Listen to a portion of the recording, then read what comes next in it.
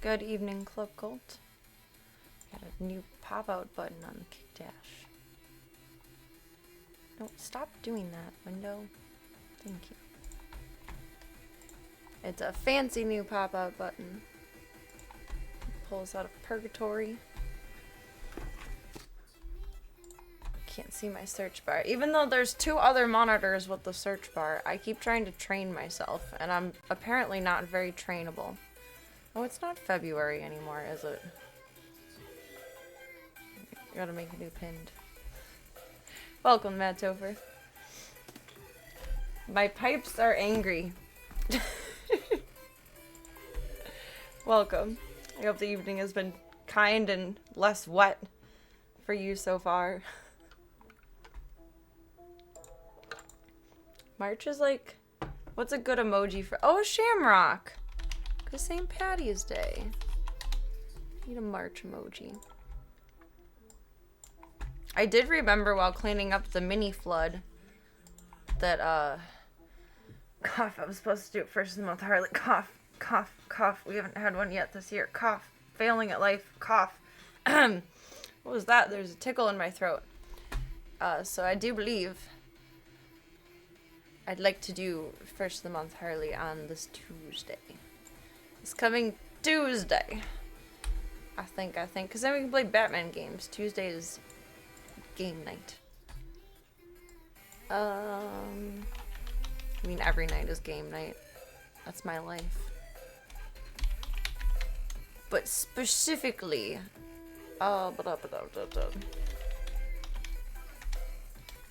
need like sparklies or something. We're doing low-key graphic design right now. No, we're not. I'm just making my pinned.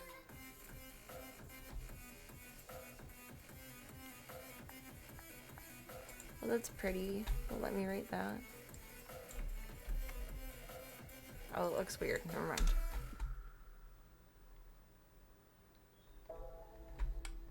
Here, you guys can help me pick. I'm indecisive.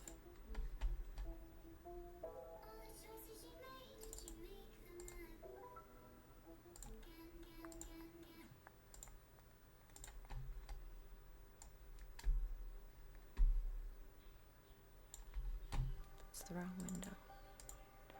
The song started and it sounded like... You stupid piece of crap. There you go.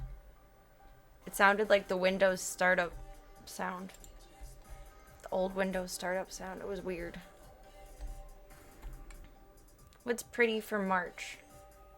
The stars, maybe? Oh, I like that.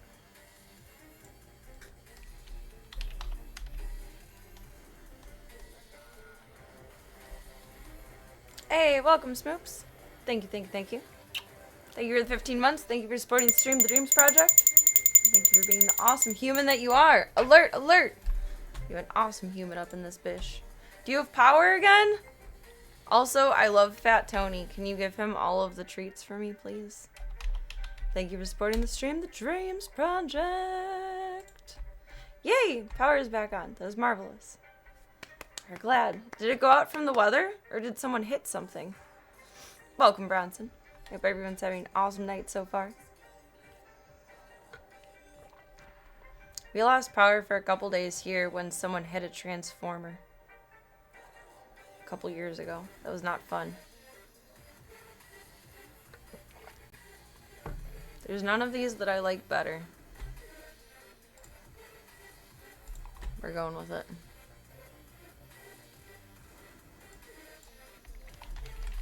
I will fix everything else sometime in the next 24 odd. Is a storm like a thunderstorm or a snowstorm? Oh no. Oh no. Usually defeather your tofu before you eat it? What? What is this in reference to? Tofu doesn't have feathers. I mean, sometimes it has cat hair stuck to it in my house, but that's just all foods.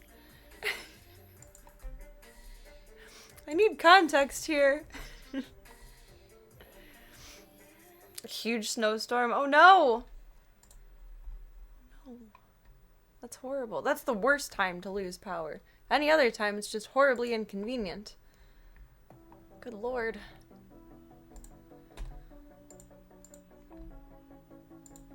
I'm glad you were able to find somewhere to stay warm and cozy. And to introduce Club Cult to Fat Tony. I love him. I love him so much. What does he smell like? To avoid those tickles in the throat. They're unavoidable. I have the CACC bug. I have it. My headache still has not gone away, which is the longest I've ever had a headache for. 3 days. Over 2 feet of snow. Holy shit. That hasn't even happened many times in my lifetime. It's crazy.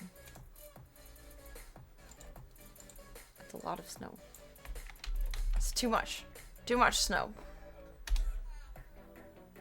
Just a light dusting requested from here on further. Tony is actually she. Antonia. Little fatto Antonia. I love her. I love her so much. I love her even more now. I need to know the story about the name. Welcome, Cygenics. The feeling is mutual.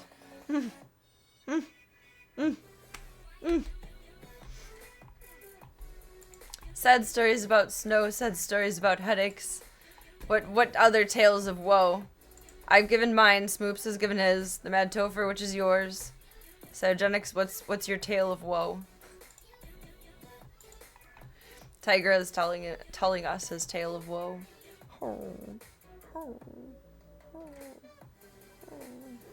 I guess apparently we're all eating fluffy tofu.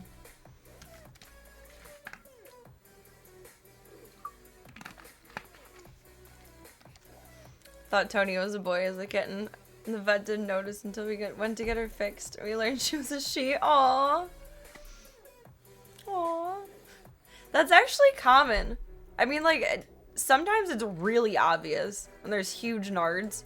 And some cats do have, like, big peepees or small peepees, you know? But it actually really is hard to sex cats sometimes. Don't feel bad about it. It's a pretty common theme that I see coming up on all of the animal Reddit pages that I follow of like, he turned out to be a she or vice versa, or we brought them in for a spay and they got neutered. Even with Charlie, I had trouble telling if she was a boy or a girl at first. It's slightly too warm today is the tale of your woe. Oh. That's uncomfy though. If only it could just always be comfy all the time. In a perfect world. Serena for president. We all get our own personal little sandy cheeks bubbles.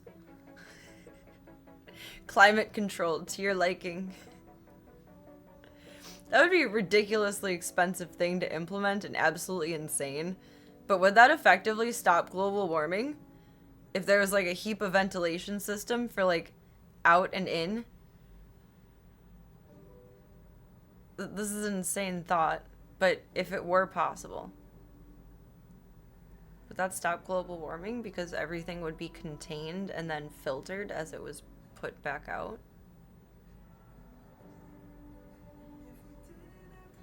Just looking, I have to look for a few minutes to be able to actually tell. So don't feel bad. Unless there's 2 little trouble puff friends, it's not obvious.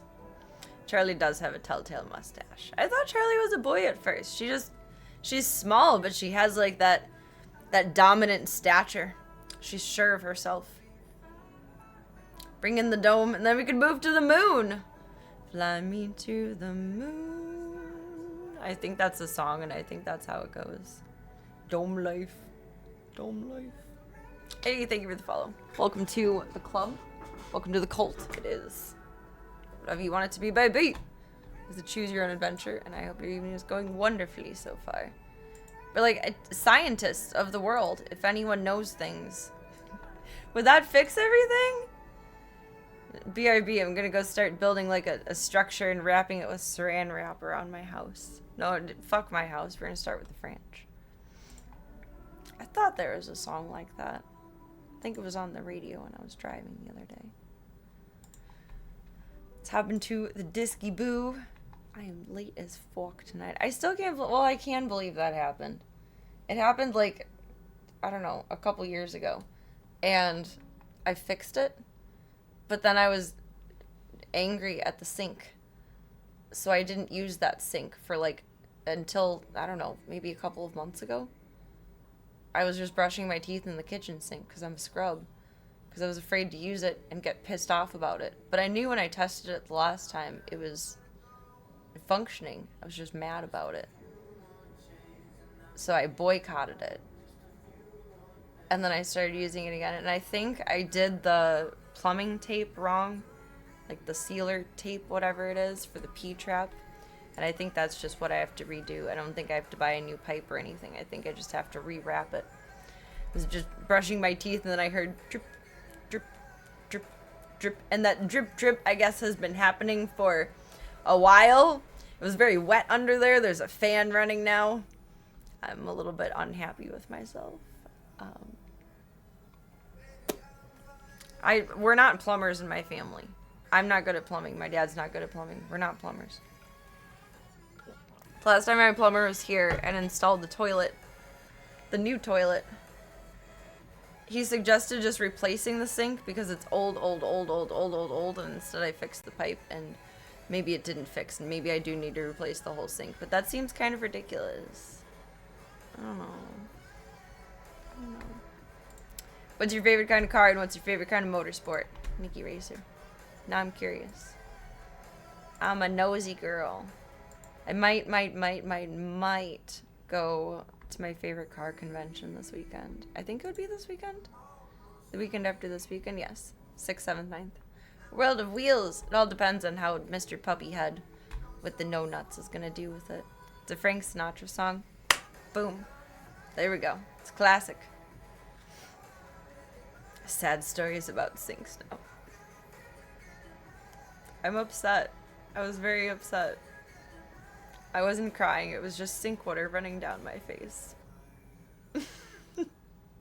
Reminds you of the spider sink? Oh no! That sounds like something I would do. There's a big spider in one of the bathroom sinks and you just didn't use it. The sink is yours now, spider. It has now been delegated to the spider. Oh my goodness. The first step to being a good plumber is letting your ass crack hang out. So most of the zoo should be good plumbers. They go like, are they absolutely the most professional plumbers that ever were though? Because they just got their whole asshole hanging out. It's not even like a crack. It's just a butthole. That's some intense plumage. Plumage is feathers, but it sounds like it works phonetically in this case. So we're going to pretend it's the right word. Favorite car is an Audi TTS Coupe. Ooh, she's pretty. You love endurance racing. That's awesome. Do you ever consider like streaming something like that, or do you make YouTube videos? I like car content. Send me the link to the only cars. Plumbage. Yes, plumbage. For some reason that reminds me of Pumbaa from The Lion King. I don't know if that's supposed to or not, but it does.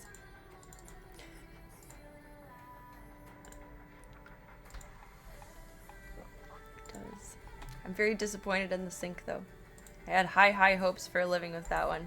Oh, Bronson, welcome. Appreciate you. Welcome, Roman. I mean, maybe there's another Bronson in the world, and that's not you, but if so, pass on the thank you and appreciation to the fellow Bronsons of the world.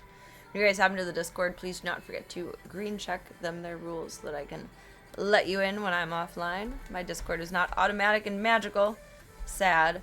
But I like pressing buttons. There's a method to the madness. I like pressing buttons. And we've recently discovered the concept of I usually let you guys in either when I wake up in the morning or before I go to bed. So the bonus round of it is you get to be either the first thought on my mind in the morning or the last thought on my mind before I go to bed. It's worth the lack of bots for that. I would say In my humble opinion. But opinions are like assholes and everyone has them, so. There's the suck at Trebek quote. I want to see this. Keanu Reeves, he's so young there. Good God. Is that Sean Connery? The guy with the grayish hair? He looks like Ethan Klein. Which, to preface, I guess, I know nothing of Ethan Klein. He just apparently is a lot of, like, drama or podcast or something. Because he comes up on my Twitter timeline a lot. Like, impersonating as. They usually do a good job of making themselves look exactly like. And he does look like him, but very young. He's just a baby. He's just a baby. 24 Hours of Le Mans. Is that something on YouTube or is that a movie?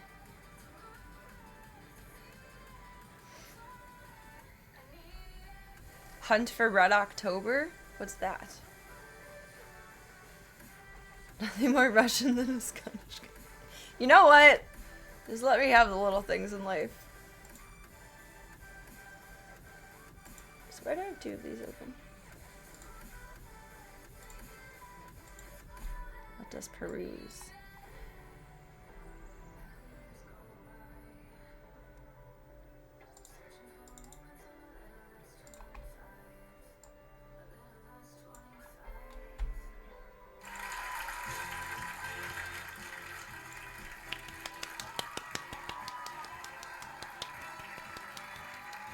It's a Russian sub movie with Sean Connery. Oh. Oh. Oh. Is it good? Would you recommend it?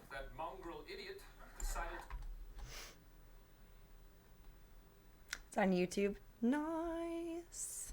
There's a movie of Le Mans that Steve McQueen stars in. Ooh. Let's put that on my watch list. The ever-growing watch list. And network competition being what it is, I stand before you, a broken and miserable man. Let's take a look at the scores. Sean Connery has set a new Jeopardy record for futility with A Tom Clancy and a Sean Connery? Shuck It Long. Well, damn. Shuck It Hard. He really, like, darkened his eyebrows and facial hair. It's funny. By sub, do we mean submarines? Or, like, sub sandwiches? I don't think we mean, like, submissive fiddles. It's good because they end up having the Russian language stuff auto-translated and spoken in English. Oh, that is nice. I don't mind subtitles, though. I have subtitles on for just full-on English shit. Because it's, I don't know, I guess kind of mentally relaxing to read what I'm hearing instead of, like, watching the show most of the time. I don't know. I don't think I learned how to consume media properly. I don't know what I'm doing. Submissive sub sandwich eaters on a submarine going suborbital performing subtraction. Well, it was worth questioning. I didn't know. I didn't know. I didn't know. Submissive sub sandwich eaters on a submarine going suborbital. You know what? I learned today. Submarines and subtitles. Das Boot is another good sub movie. Oh god, I can never remember the name of it right off the top of my head. And it's one of my favorite movies. It's almost entirely in subtitles. And I didn't make a guy take me to the movies to see it. But I got to choose the movie, and it was like war movie. So, yay, men enjoy those things. But then he was very disappointed that it was all in subtitles. Let me have it come back to me. What was it? I can usually Google the synopsis and find it.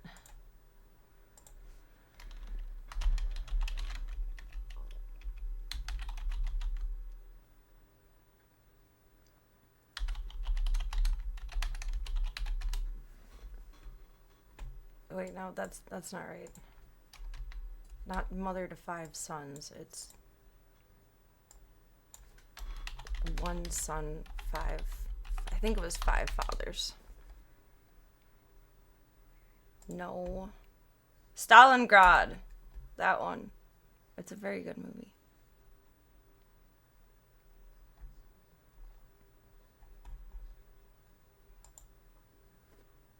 but it was all in subtitles.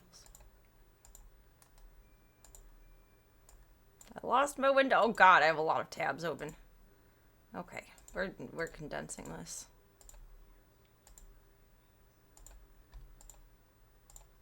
There you go.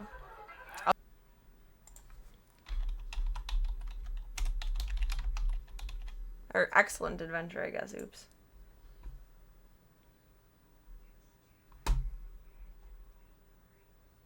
I never would have placed that being his face.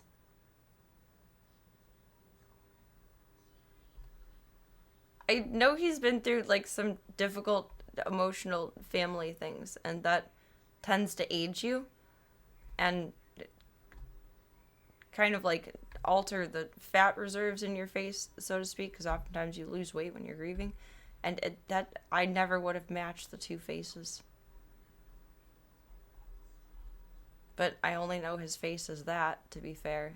Not... Whoa! Okay, today I learned. I'm bad at faces. I mean, I already knew I was bad at faces, but today I learned that that's Keanu. So we saw The Matrix, but I don't remember seeing him in The Matrix. But I was also young. No one can figure out if the hot tea is hot or cold. Thank God, Keanu Reeves. Is it... I remember watching The Matrix. I don't remember if I think we rented it from Blockbuster. But I don't remember paying a lot of attention to it. When did it come out? What was my ability to understand things at whatever age that was? 19. I was 6. This movie, and they slowed it down. If they slowed down, it exploded. Oh god. I have no idea what that synopsis is. That sounds crazy.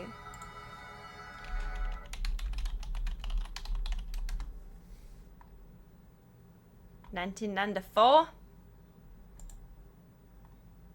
pop quiz. Airport. Gunman with one hostage. He's using her for cover. He's almost to a plane. Let's, 100 feet away. what's her face? What do you think? Sandra Bullock, I think. Hostage.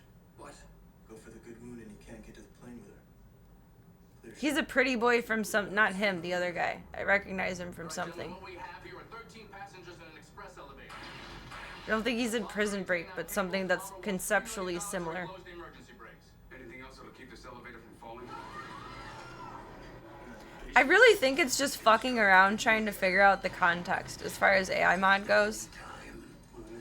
But it has bonked things that I tell it to not bonk categorically. So it's very confusing. For LA cop Jack Traven. Tell me again, Harry, why did I take this job? Come on, 30 more years. She's very pretty. She hit the genetic jackpot, or she does like the perfect amount of work. I don't think she's aged in my entire lifetime. Very exciting, Jack.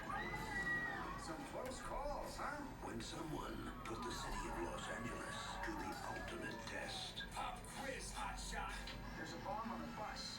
Once the bus goes 50 miles an hour, the bomb is armed. If it drops below 50, it blows up. What do you do? What do you do? Are you insured? Yeah, why? He's the only solution.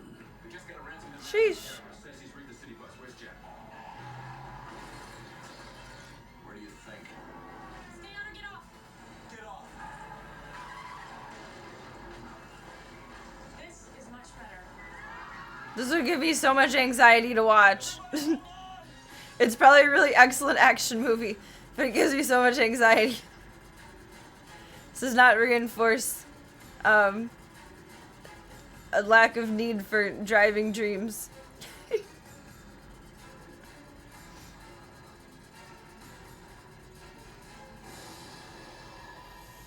You know, it's a good action movie. There's a huge explosion and a flying bus.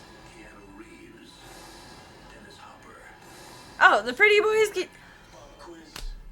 I don't know his face pre-John Wick. I don't know what his baby face looks like. His baby face does not make sense to me for his current face. He's handsome there, and he's handsome now. I'm not meaning to talk shit about the guy, but my brain refuses to recognize him as Keanu. That's very interesting.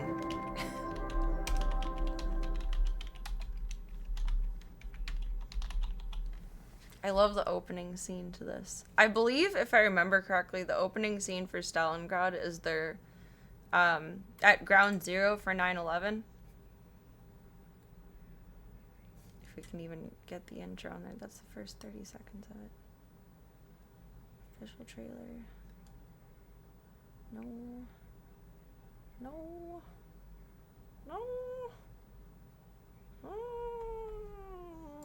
That was like an angry cat song. Scene. Sound. Song. Scene. Sound. Oh, they might not have to. This might be it.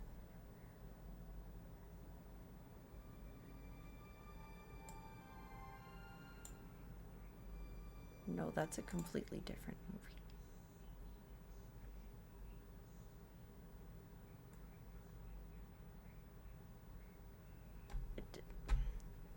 Boys in YouTube only making their fight scenes posted.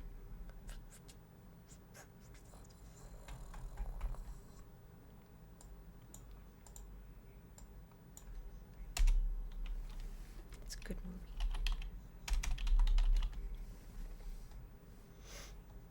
Keanu face blindness, 100%.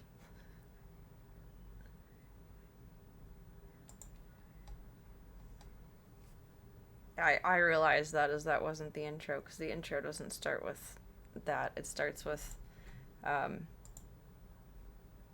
man reassuring someone, I think a child, it's been a while since I've seen this, under rubble, and he's telling him the story of his life, which is how it morphs into, or transitions into the whole movie. But he's reassuring this kid and telling him that he's safe and taken care of, and starts telling him about his 5 fathers, because the storyline of the movie is somewhere along the line. I'm going to butcher the hell out of this, but it's somewhere along the lines of, I believe there's a whole group of soldiers, but 5 core ones that survived to the end. I guess, spoilered. And there's this woman that they're stationed with around. They end up, like, keeping her safe, and she was pregnant. I don't know if she's pregnant in the beginning or if she ends up sleeping with one of them or whatever it is, but that's who he considers his 5 fathers, because they protected his mother in wartime. It's a sweet film. It's also a war movie, but it's a sweet film.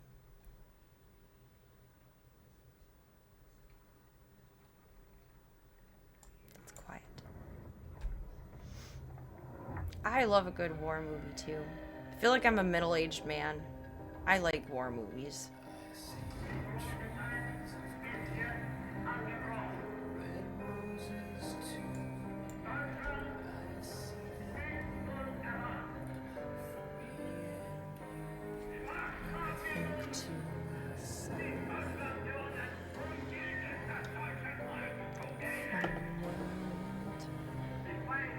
It's How I Met Your Mother at War, pretty much. This whole series set back in World War II and completed within 2 hours.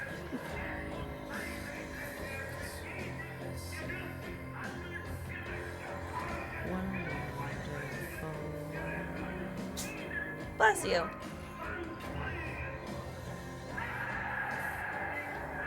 This trailer is not really giving like a good context of the movie.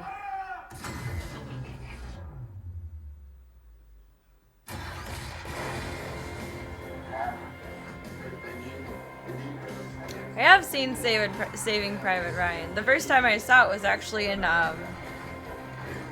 in school. We had a really awesome World War II history teacher.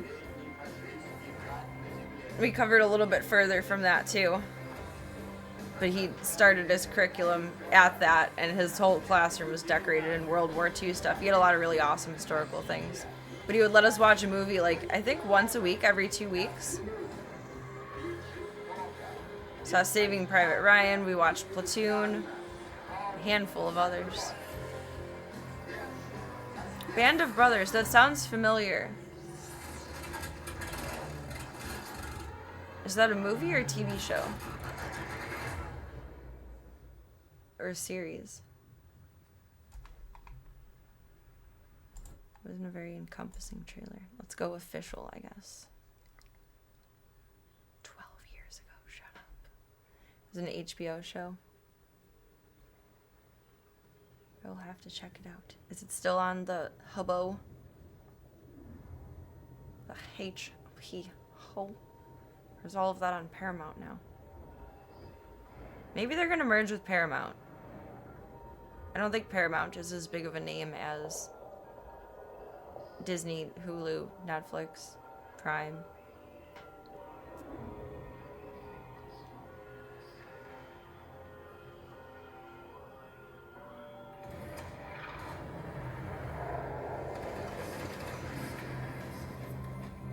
It is, hopefully.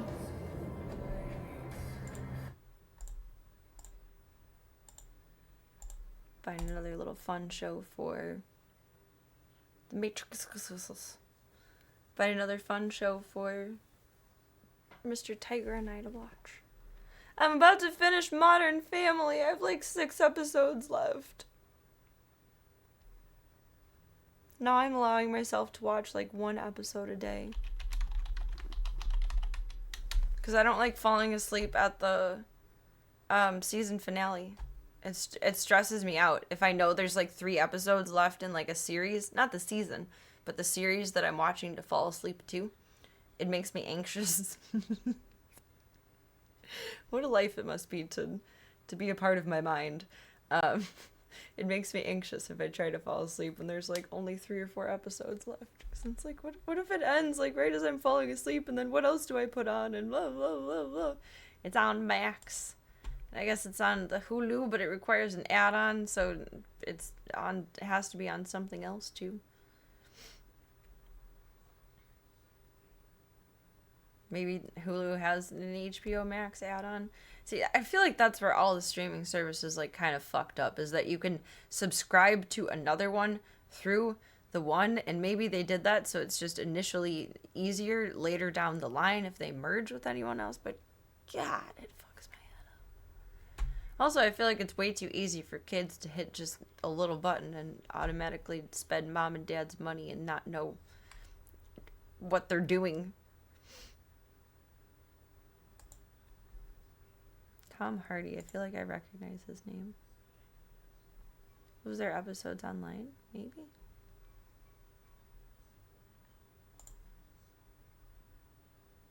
Created by Tom Hanks.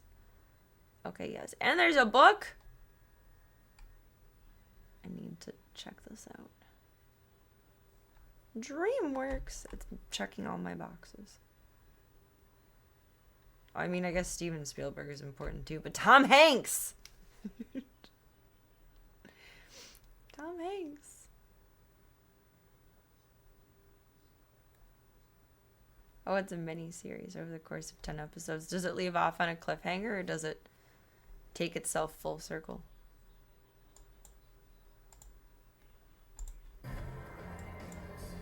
It is on the Hubbo.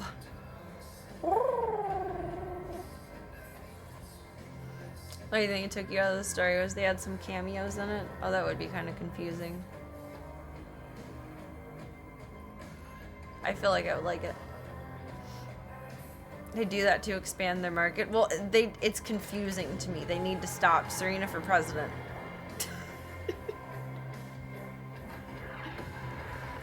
It feels like a way to scapegoat out of being a monopoly. And I don't know if I know how to explain that in any kind of intelligent terms, but a monopoly is something that takes over everything. And if everything is available through everything, then each one is a monopoly. But they won't get in trouble for being a monopoly because everyone's a monopoly. I feel like I'm explaining that in the stupidest way possible. Does that make sense? If you think about it in your own broader terms. I want to watch a trailer for it. It sounds like it would be really good.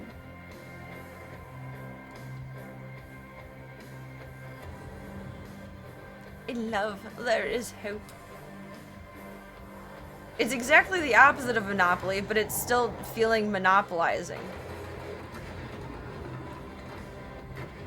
It's a secret pyramid scheme, but it funnels upward.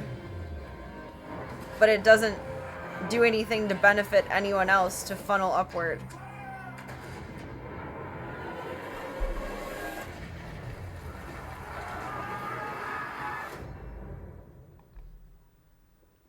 Highly recommend Stalingrad. It's good.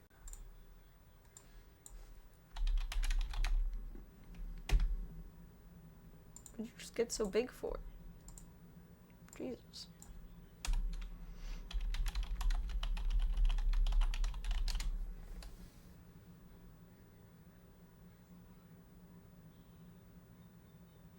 That one's newer.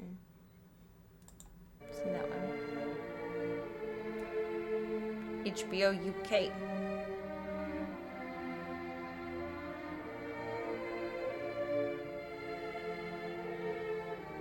Oh, there's another really good movie I just thought of.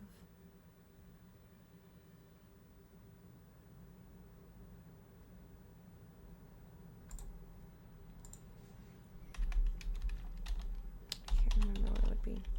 Is it Fly Boys? I don't think. Oh no, it is. Fly Boys was excellent too. I liked that one.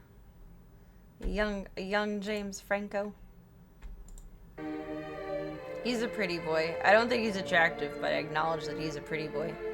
It's more like profit sharing. No, it's a reverse funneling monopoly of monopolization.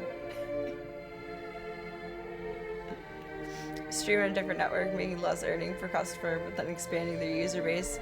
See, to me, it feels like, you know how on food ordering apps, or whatever they are, Uber Eats, DoorDash, Grubhub, when restaurants will open their own second restaurant, like say there's a Panera, and then there's insert generic sandwich shop name, but your order is still coming from Panera, I guess that's what it feels like.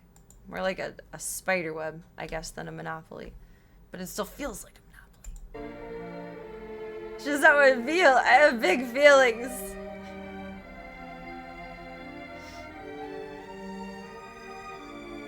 He's a good actor, but I feel like everyone drools over how pretty he is.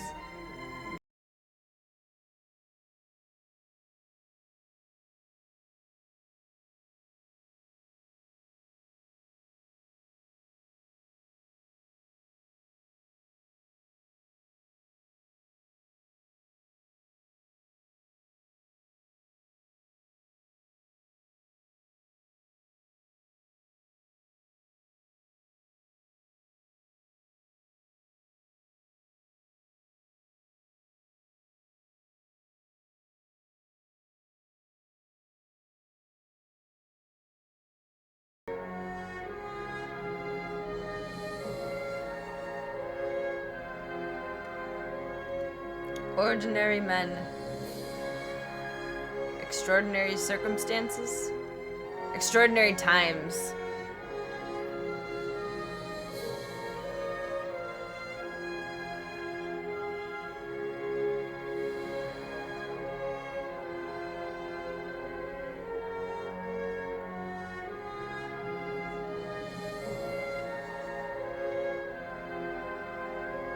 True story of the men of easy company.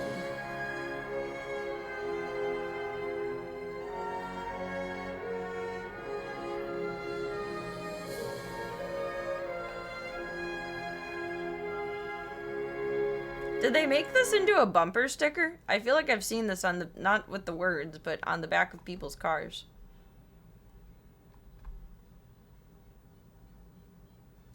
This looks good. It's gonna go on my list. Did it come out at the same time as Chernobyl?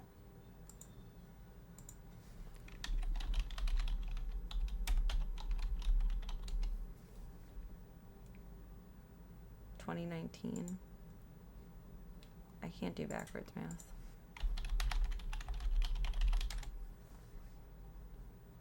(2001). No. I feel like I remember seeing it being pushed around then, though. Ghost Kitchens. It's still up. Nice. The Pacific is also good. Kind of a sequel to Band of Brothers. Like, specifically, or just similar storyline? I see that now. I feel like I remember it being advertised while I was watching Chernobyl, though. They did a really good job of that one. I was watching it when someone I used to be friends with was staying with me, and I'm a talker during shows, like, not insanely, not continuously, but if there's, like, a funny moment or, like, a scary moment, I'm like, oh my goodness. Or like, ah ha ha ha ha. You know, normal human reactions to things. And she was really perfecting her Russian at the time and trying to pay attention to every single word that was coming out of everyone's mouth. I got shushed too many times. I had to watch it on my own.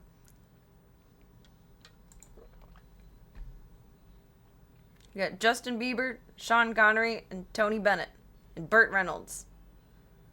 Norm Macdonald is playing him. I like Norm Macdonald. I'm not really big on stand-up comedy, but I like Norm.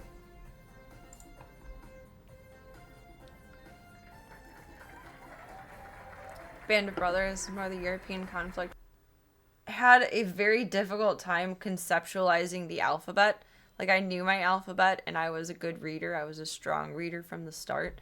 But I spent a good chunk of time, I don't know how long, and I don't know if my dad even remembers me doing this, but I had to figure out how all of the letters were spelled. Like, it bothered me that letters had sounds and weren't spelled. So I had this whole little notebook where whenever I felt like I wrote them out, like, sounding phonetically first. So, like, L would be like E-L-L. And then it boggled me even further when I went through all of, yeah, G would be like G-E-E, H would be like E-A-E-H. To me, letters needed to have a word behind them that made sense of what they were for how they sounded. And this is, like, absolutely insane and ridiculous, but this is kindergarten Serena level of mind. I had a whole notebook, and I, like, would modify it as I found different words in different books that it sounded similar or different, and it reshaped the full shaping of the letter. But it really did bother me. It was like a fixation for a short period of time that letters were just letters instead of just L or G. It had to be E-L-L or G-E-E. And then I had, like, a little bit of a crisis, and I remember talking to my godmother about this because she was a teacher. And I don't even remember how she explained it or rationalized or justified it to me. But it really got me super hung up on that letters can be made into words, but they're just sounds and they're not. And what is language anyway?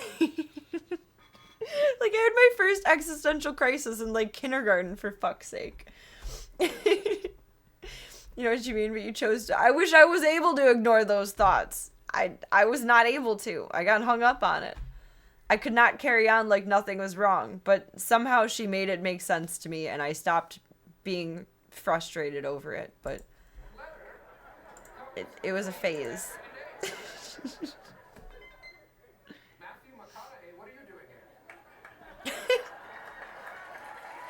All right. Oh, is that pre the?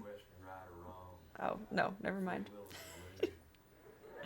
Can't just carry on like nothing's wrong. You have to solve the secrets of the universe as the questions arise. Welcome, Panda. Hope you're having a good night tonight. I can't take credit for the SNL skits. Cyogenics put them in Discord. I'm not cultured enough to know these things. A bunch of nervous babes. Bloop, bloop, bloop.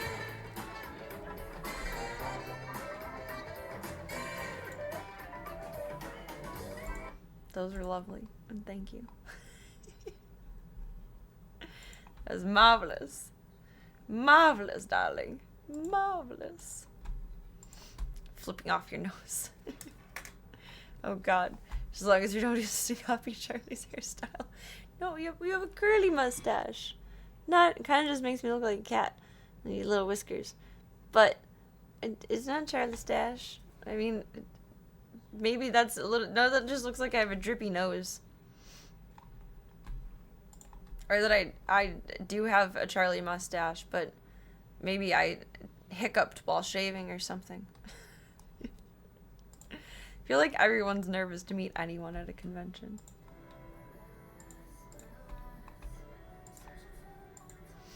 It is a thrilling atmosphere, though. I like it. To fake it till you make it, as far as confidence goes. Distinguished. Very distinguished.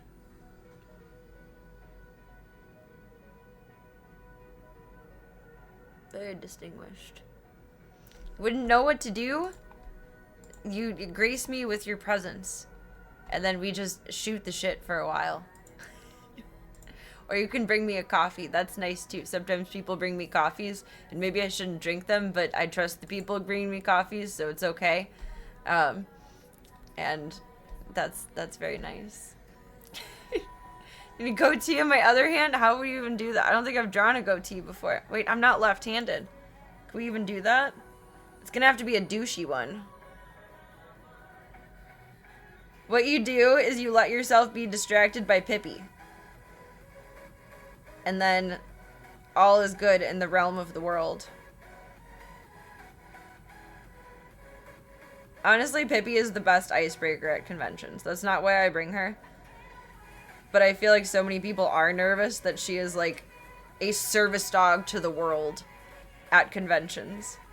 Because if you feel weird or awkward or have like a moment where you're just too overwhelmed, you just take a moment with Pippi. Honestly, I should just get Pippi her own booth, like, next to ours. Is that even the right way for it to go? I think so.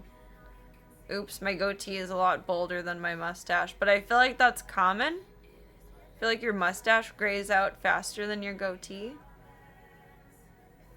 Fancy. I don't know how to move like this. This is awkward. I'm a burb. Oh my goodness.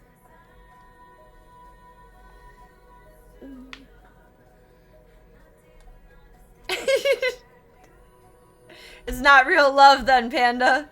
Still chat with me if I had a stash, just won't be seen in public with her if she had a stash. Now you guys have conned me into revealing my first outfit for Exotica. It's just gonna be the glasses with the big nose and the mustache attached to it. Damn, and Panda won't hang out with me. I won't be cool enough. Ugh. Talk to the hand. Talk to the stash. Talk to the goatee. I'm glad I didn't put them wrong.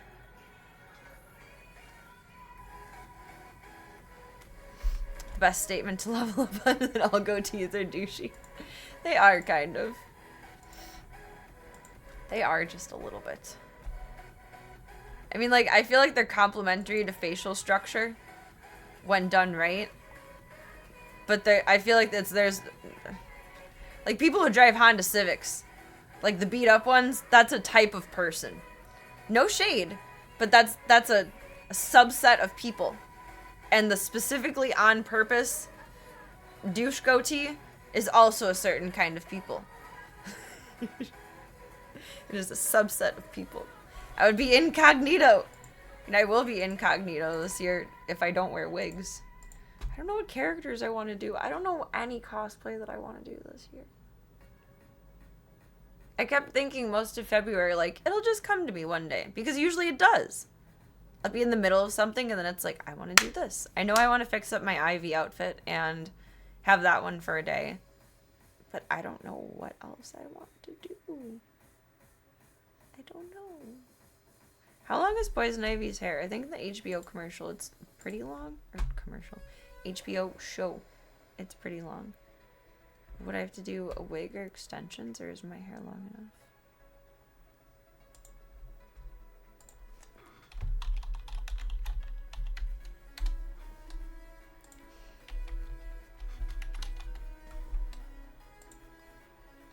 I'd probably want to do my wig. She has super long mermaid hair.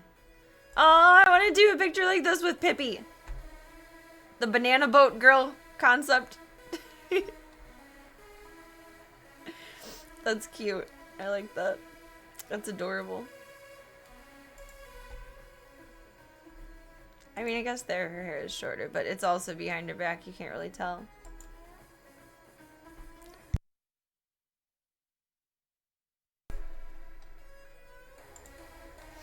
Person who rocks a Honda Civic tells you a lot about a person. That person needs a job and he's okay with driving it to point A and will find a way to come back to point B by bus. That's about it. I want to do a Harley again this year, but I don't know which version for conventions. To look through what I have. Last year we did Parlay. The year before that I did 2 days of Harley. No, I just did Club Harley, but in 2 different versions. And then the year before I did Suicide Squad Harley, and then the year before that I just did my own cheap closet cosplay Harley. I don't know what to do. Maybe the other version I have of Baby Doll, but I get so self-conscious over that one.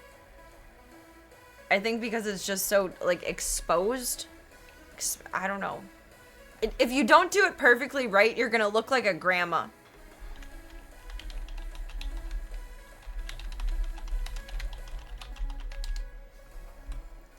And it's still closet cosplay bits, so it's not, like, perfect. This one. So if you don't do this right, you're gonna look like a grandma. And I feel like it has to be in exactitude. And I don't want to accidentally look like a grandma. But I really like this version of her. Like, it's cute, it's pretty, it's soft, it's very feminine. But if you do it wrong, you're gonna look like a grandma in garters and a brassiere. It gives me the nerves. I have almost the exact top. I would just need to dye it a little bit darker. I have the bottoms, I have the stockings, I have the little overcoat thing. Like, I have it together. But can I execute it? I don't know. I don't know. Do we just do Harley for all 3 days this year? To make up for the 3 missing Harleys in the beginning of this year? I did Baby Doll last year. No, I did Baby Doll the year before. And I think a couple years again before that. I don't know. We'll have to go through the closet sometime this week and figure out what cosplays that I want to do and bring and execute. I don't like repeating them. Holy crap, she is tan. Like, not judging her level of tan, but there's not Baby Doll-esque.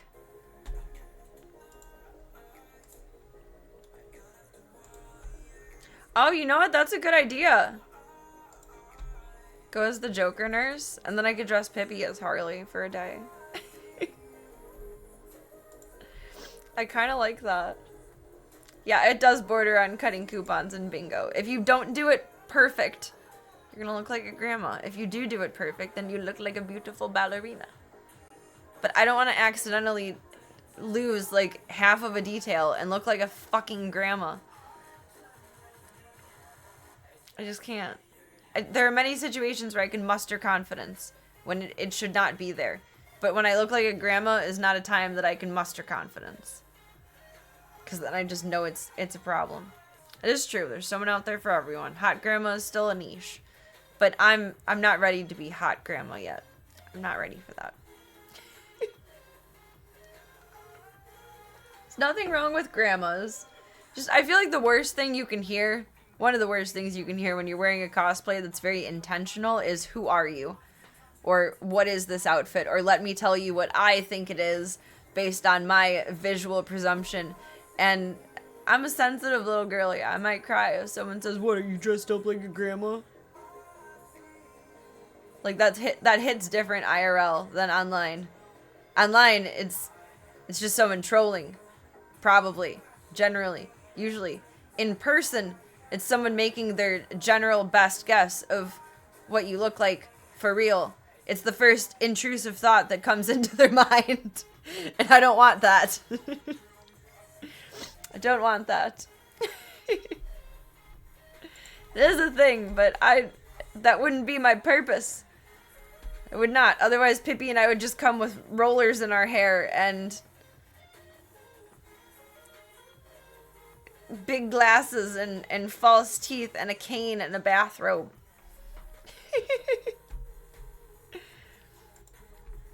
Alright, the perspective is considered. Maybe you guys like cute old ladies as much as I like cute old men. Fair.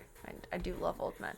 Honestly, okay, I guess flipping the tables, it's not that bad. Because if I saw a cam boy over at the Chatterbait booth, because we're usually across from each other and there's no boys on MFC, and he was dressed like a grandpa, I would probably go over and muster the strength to take a picture. Like, to ask together, not just like to take a weirdo creeper picture. That is a fair point. I would probably seek that out for a moment of enjoyment. Just a moment, though. It's the little things in life. Sure, you have a bingo card in hand? Oh my god. You guys are gonna be starting a share goal for grandma cosplay. How short is that? I have many lengths of bathrobes. I have probably way too many robes. Way more robes than anyone should own. Between my comfy collection, my vintage collection, and lingerie collection, which kind of overlaps with the vintage collection, I have a lot of robes. It's not that I like wearing them all the time. I just love robes as a concept. They're fancy. Are the hair rollers slightly falling out of the hair? Oh, that's the stuff. And what if I bend over slowly because my back aches to pick up that newspaper at the end of the driveway, huh? It's an eye-raising moment. I actually slowed down the other day. Like, there was a stop sign, but I slowed down faster for it than I normally would. Because there was an old lady that did not have like a cane or a walker, but sure looked like she should have, bending over at the end of her steps to pick up her paper, and I had to slow down and watch, not like creepishly, like ooh la la, but genuinely to make sure she got back up and like turned around to walk back inside. I was ready to pull over and help Grandma. I was nervous. Oh Lord. Oh Lord. Need like a fancier fan than this for that one, though. I don't know who Becky Lynch is. I don't have enough boobs or enough muscles to be a WWE character. Whoever she is, I don't have enough boobs or muscles for that. You need boobs and muscles. It's getting warm in here. Like when you lean over while vacuuming, Grandpa gets to see the pasture. God. Grandpa can see whatever he wants because he bought me a whole house connected vacuum.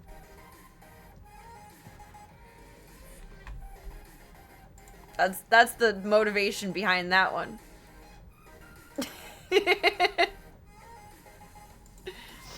Oh god, I want one of those so bad. Once I'm settled in the French, I want to see how expensive it would be to do some kind of setup like that. If I don't plan on peeling up the carpet, like if there's nothing nice under the carpet, I'm probably just going to tolerate the carpet for whatever chunk of time until I hate it. And then I'll just decide one day to rip it all up like I did in the basement. There was no plan to that. I got a few steps into it, and then I called my grandpa to borrow a crowbar because I couldn't get up the little side tack things with just a hammer. Now I have that crowbar. It's my crowbar. My crowbar.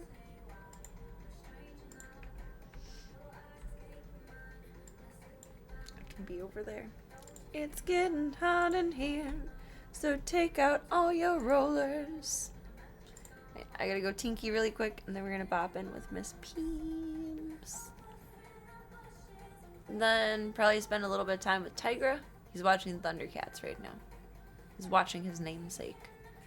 And then we'll bop down for story time with Gigi. I got really thrown off tonight by the sink doing a drippy drew. That was not expected. I don't want to fix it. Should we fix it on stream? I think I just need to rewrap the plumber's tape.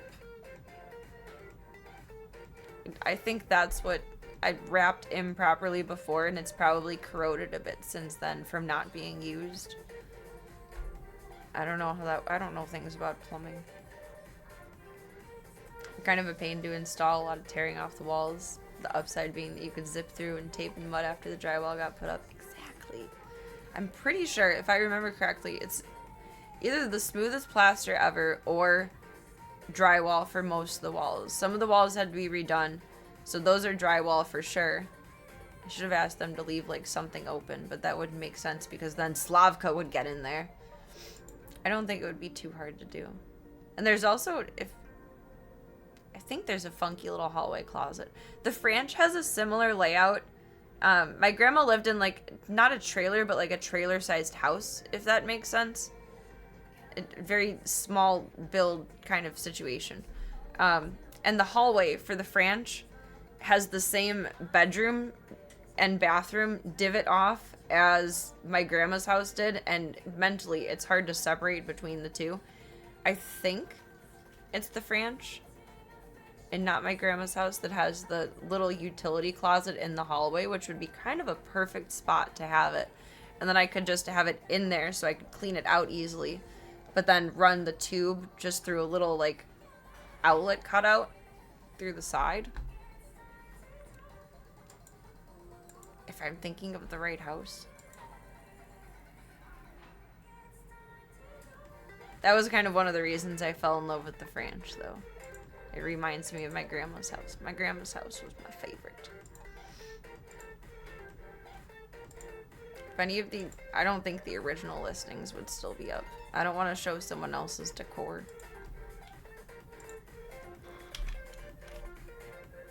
Oh my god, what's the address?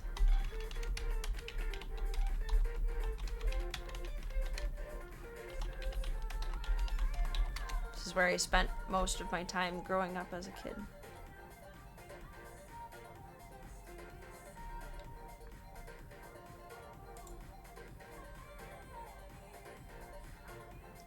Whoa, it's so different. They changed the siding and everything. It has a fence up now. I found the Google Earth version of it. Is it not on any realtor sites?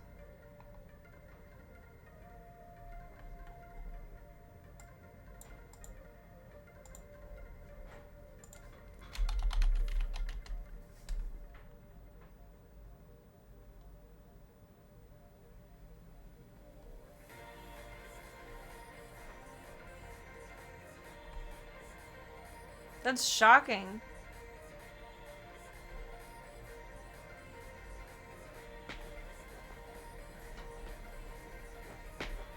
That's kind of sad. There used to be the original pictures from when she moved out, and I used to look up the realtor pages a lot.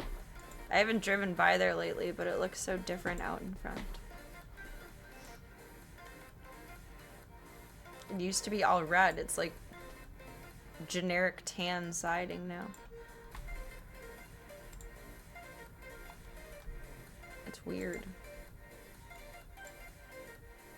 It's very weird. It's where I grew up. I don't, what would you call that? Like, it's not a trailer and it's not a mobile home, but it's a small house. 'Cause that was the living room. No. That was the, they took away the garage. That was the garage. So they converted the garage into another room. That's the living room. That's the entryway. The kitchen is behind it. And then there's a hallway in between, like an office or a small bedroom. And then a small bedroom over here. And then the master bedroom is behind. There's no basement to it, though. It's not a split level.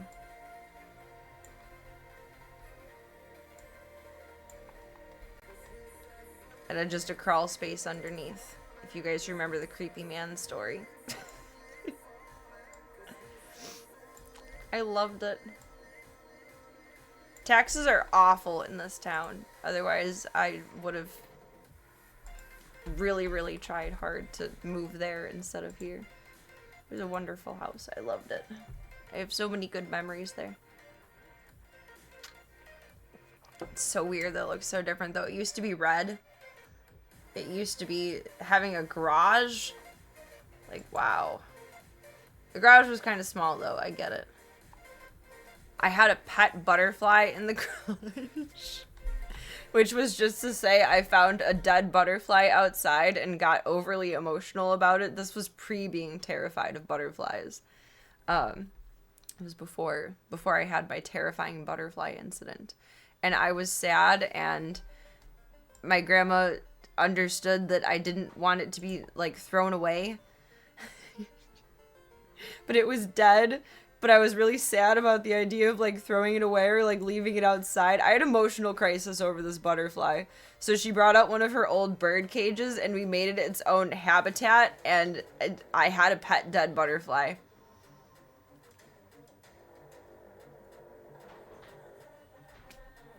I remember crying my eyes out when she, like, picked it up and was, like, gonna throw it away.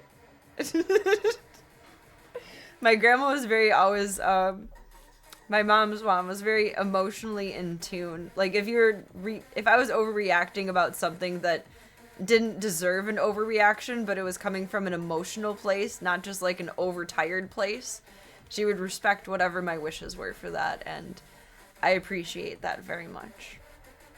Very, very much so. Butterfly hero villain origin story. Oh my goodness. No, it wasn't hooked up to a string.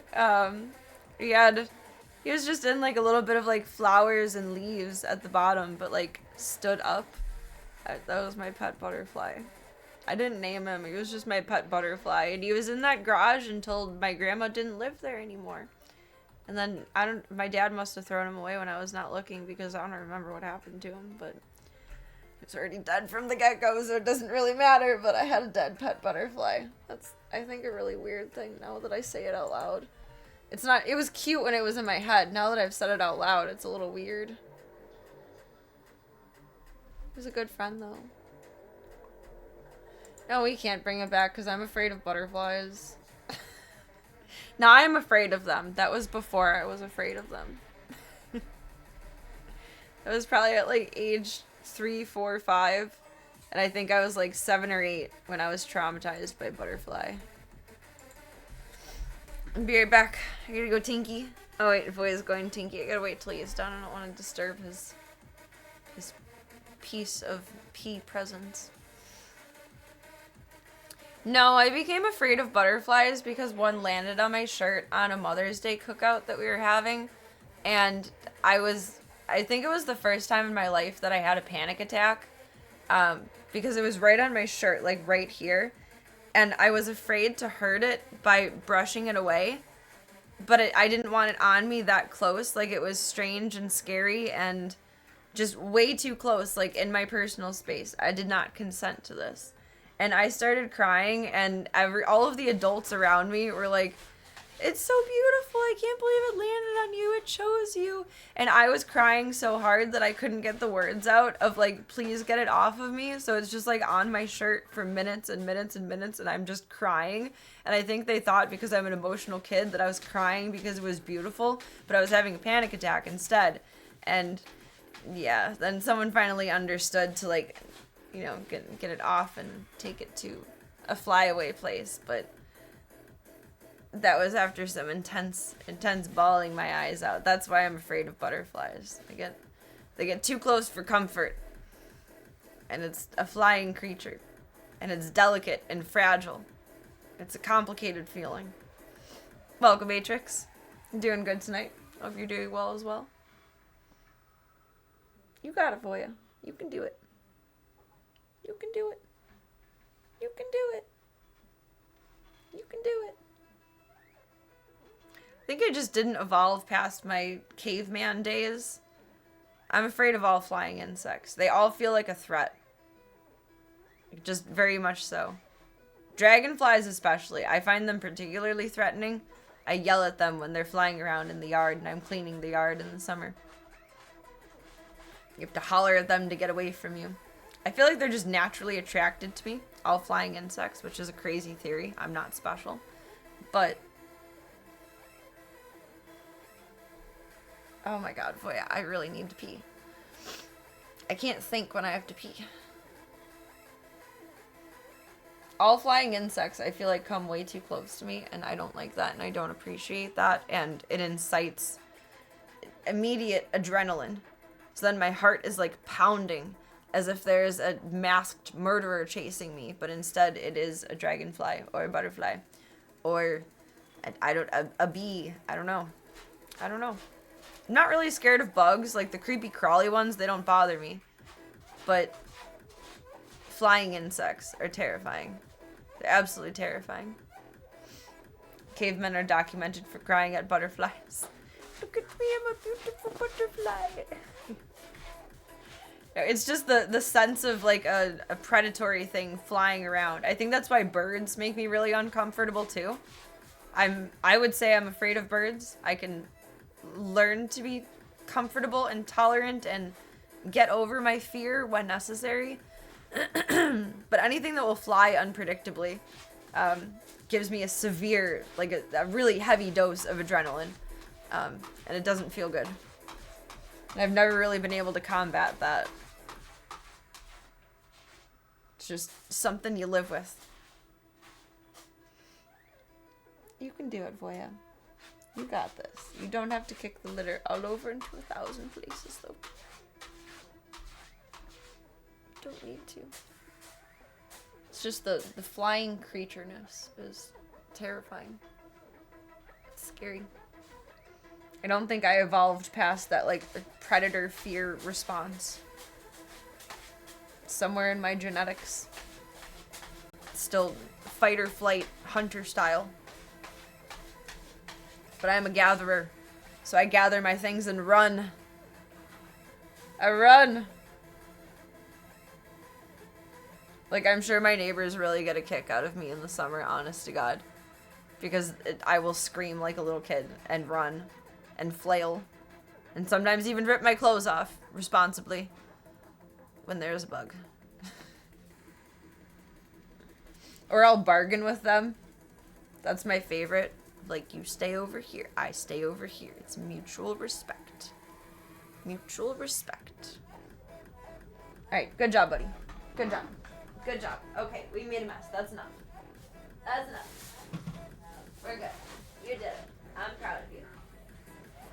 I'm very proud of you. I'm very happy for you and your choices.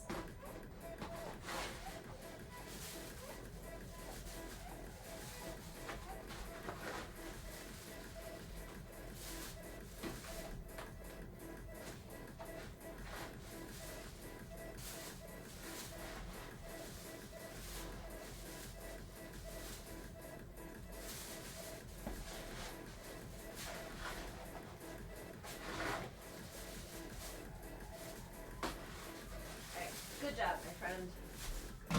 Good job. Excellent work. Perfectly executed. Mess level, 10 out of 10. You have achieved your goals. This is Voya's Stream the Dreams project. Okay. I will be right back. I need to go tinky. Butterfly by Crazy Town. I don't know what that song is. I don't know it.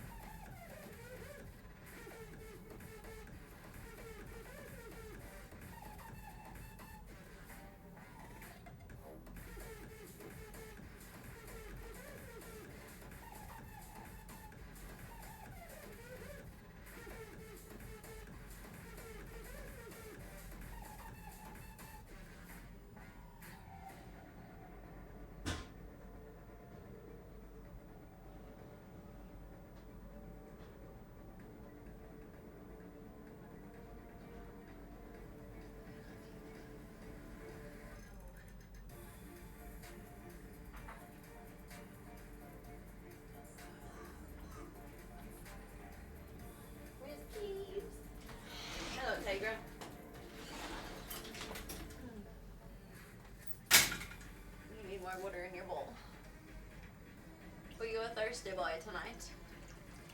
A thirsty bow. A thirsty bobo. My phone should have a good charge, so you shouldn't have to charge it until story time later. 91%. Yeah.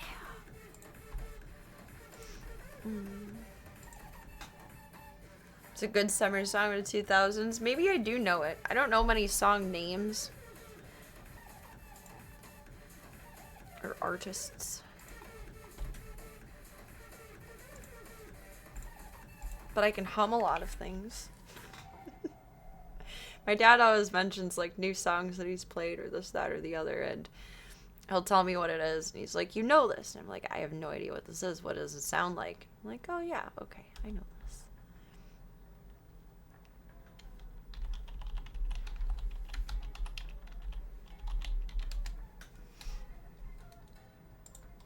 He's making a duck face.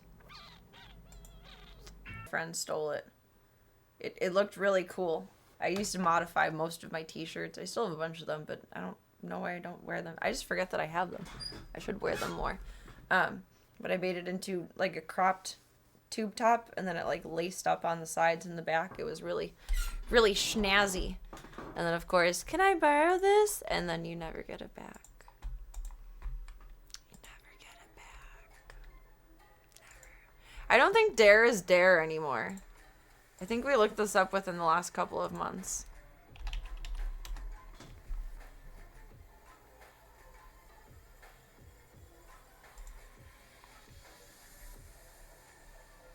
Dare is something else now, isn't it?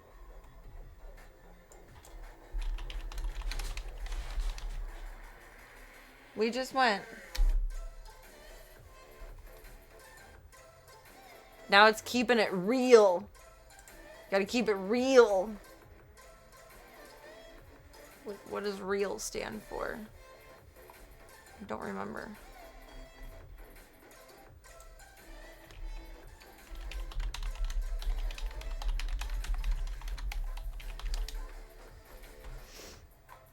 Refuse, explain, avoid, and leave.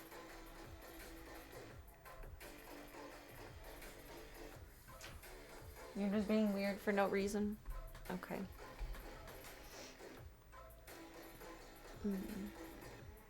The original Dare shirts were black. We got gray ones. They were not cool. They also had our school info on the back of it. I wonder if they were bootleg shirts. I wonder. Try to think if we ever had like an official officer even come to us. I don't think so. I remember watching a video. That was my first public speaking incident, and I've told you guys about that one before, where I don't like public speaking. That was the first time I had done public speaking, and it was horrible, and my voice shook the whole time, because we had to write essays of what Dare meant to us, or somewhere along the lines of that, and mine was the best, so it got chosen to be read at like the whole graduation assembly, where you turn in the piece of paper that your parents sign that says, I'll come get you no matter what. No, they won't. You're gonna get in trouble anyway, but they don't tell you that because you're young and dumb then. I think we're in like 6th grade. And I had to read my essay for the assembly, and my voice was shaking the whole time I was reading. It was bad. It was really bad. There's so much pressure. I was like coached beforehand that like you look up and read like this, and like you make note cards and eye contact and different points of the audience and this, that, and the other. And I got so nerve-wracked after the first like just chunk of paragraph that I read the rest of it just straight down like this because it was all I could do. The Dare program was more about getting kids to rat out people. Yeah, because if your moral compass like hugely latches onto it, it becomes like a god complex. Like, you are the neighborhood watch. And some people don't grow out of the Dare complex, I guess. Call the program Truth. Yeah, honestly, it should be more along the lines of that. Everyone in this classroom is going to either do drugs or not. We need to teach them how to do it safe. I mean, there should be more... And same thing with sex education. I mean, there should be more actual education rather than just abstinence is the only option kind of mentality. because you're going to experience those things and you're going to make choices about those things, but how to be safe to do so, it's difficult. I think especially on a public school level. There should be more community events where like there's just a seminar or something an hour long on Saturday that goes through that with kids instead of, I don't think that it'll ever be done on a school level that way, sadly, because that's just not curriculum that they're going to be funded to present. And in private schools, they're certainly not going to present that because they want everyone to be a perfect little straight A student. I was actually really surprised around graduation time last year. This is like forever ago. But one of the really, really nice private schools by me had on their display thing that like tells you the weather and the time and then like other things and events, like the whatever that's called. Somewhere along the lines of, I think there was like 90 something graduating kids and 35 were accepted into colleges, which I know we kind of see colleges not truly as necessary as like when I was graduating high school. It's like, you're going to go to college or you're going to work at McDonald's. That's it. There's only two choices in life. Now it's a bit more of an open policy, but I'm surprised. Like, that's a very expensive private school. I am very, very surprised. I guess public school I would understand not really going to college or going to community college or going to a trade instead. That makes a little bit more sense. But when your parents are paying, like, I don't even know how much tuition is. A lot. I mean, I feel like you should be working towards college. I guess kids don't always get a choice in that, though.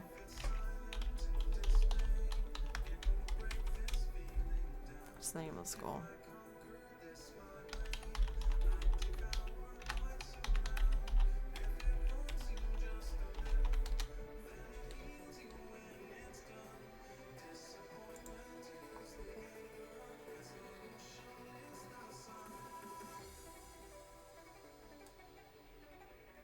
I don't know what that means.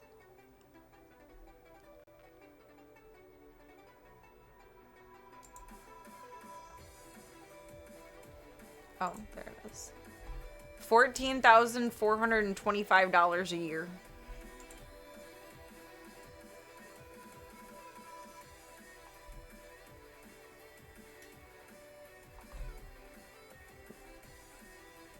I feel like either you should tell your parents, like, bro, I need to be in public school, or have a college plan if they're paying $15K a year for school.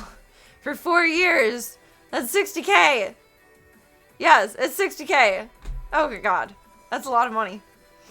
Marquee is probably the closest term. Along the lines of. I think it's not that they didn't get into college, just a lot of them probably didn't apply. But for less than half of the kids to be accepted into college is pretty insane. Welcome, JFKs. Hope you're having a good night so far. Welcome. You're just in time to go see the baby. The baby. The baby, baby, baby. It's a lot of money. Maybe, like, half of them just all conned their parents into, like, yeah, I'm totally gonna go to college to get the easy ride. I don't think it's an easy ride there.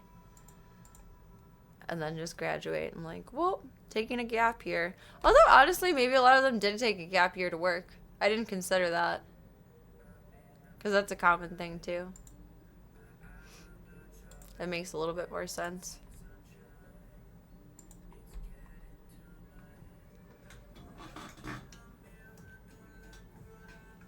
Should be on over there. I'm gonna flip us over.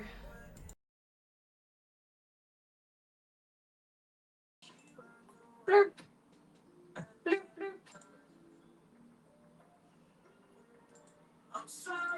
Be the odd one out. I mean, no one could make fun of you because you'd be graduating, so at least you wouldn't have to, like, reface your peers.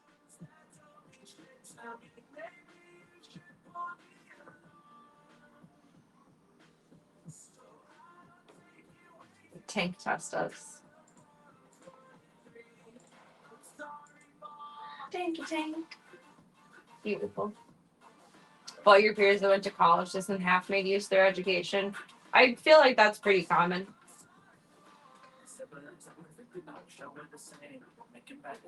I mean, for all the shit that I'm talking, put it very over exaggeratedly, I really don't think you should make the choice to go to college or like decide what's going on with your life until age 25 because you really don't know what you're doing. You're not fully mentally developed.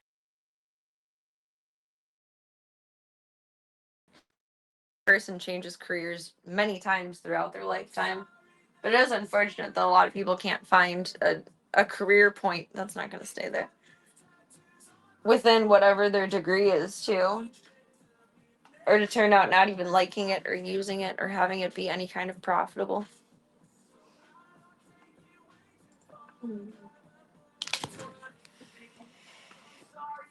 Private schools with some of the hardcore drugs. I don't think they would have, the one by me though, the hair follicle test there. Because there's a couple kids I went to school with that transferred over there for their last couple of years.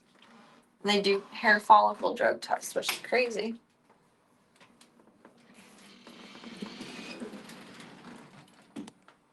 They do that because they did have a huge problem with cocaine a good chunk of years ago, though. So it makes sense. You're right, but they've altered the process, perhaps. I gotta make you smart Mleko, don't I? She's so cute. Hello, little rumbler. Hello. How you doing, little peebs? She's now doing little meows. Meow. We're watching Curious George today. She's giving me a meow every time I've come to see her today. I love it. It makes me so happy. She's so cute. She's so cute. I just got another one. Hi. Hello, Tiny Bean. Hello, Tiny Bean.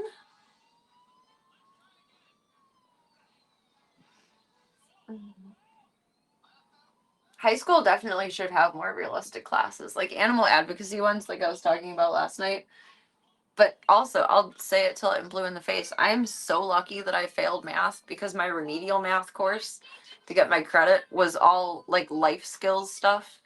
And why didn't anyone else get taught that?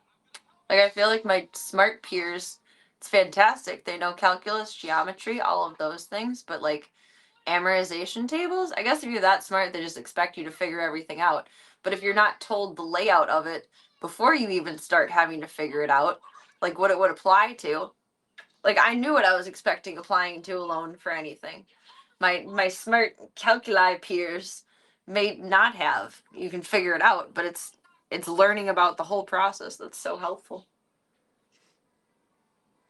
So very helpful. 1 + 1 = 1 on a bun. You're so cozy and rubby. 1 on 1 = 1 on a bun. You get a gold star. You get a PD kiss if you know what that's from.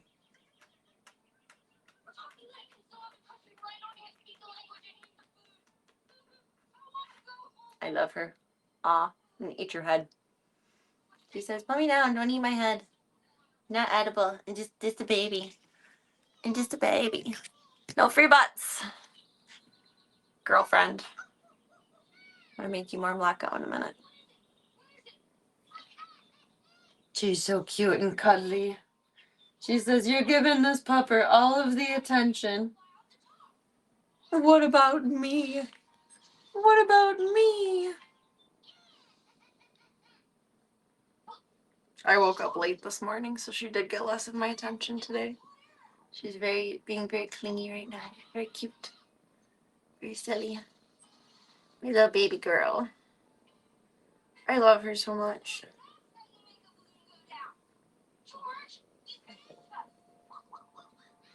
You gonna chew on my leg? Hello. Hi. I'm so torn on what to do to her. Or what to do not to her, with her. I am so in love with her, but I know I'm in love with every animal. But I feel so like close and bonded with her. But with fostering, goodbye is always the goal, and I want to be able to help more buddies. But like, oh my god. My mind keeps justifying, like, you'll have space at the ranch. And that's completely outside of all of the other nuanced factors that I need to figure out surrounding her. like i.e. her pending a doctor prior, and I still need to figure that one out, but I don't know what we're doing with you, PB. I don't know what to do. She's gonna be for adoption. I need to start touting it. I don't know what to do. I don't know what to do. I don't. We'll figure it out, though.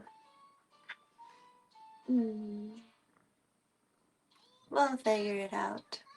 Is that from Fetty Wap? No, it's from Ed, Edd n Eddy.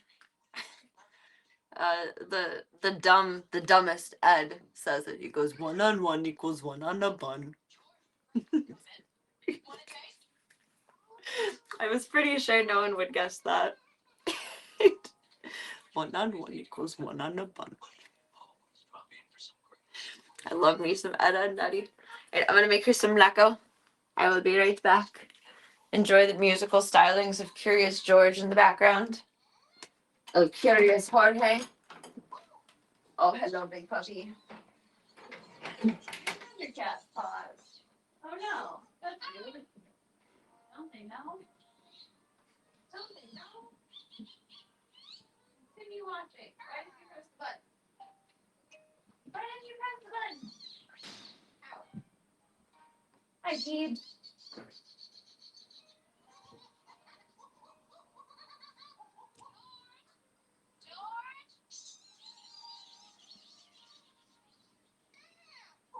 George wondered why his new friends ran away when they heard Mrs. Wiggins. Right, George? I see you found one of our many gopher holes. So those guys were gophers.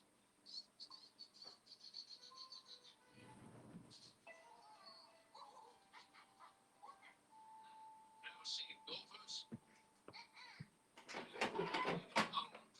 Every time I walk by the bathroom, I'm mad. The cabinets are open and there's a fan blowing and just there's so much evidence of destruction. So much. It's not ideal. It's not ideal. I hate dealing with plumbing. Take it apart on stream tomorrow. Need moral support. Well then, we gotta mix it up with the probiotic. You do. You gotta mix it up. You can't have yet. You can't have yet.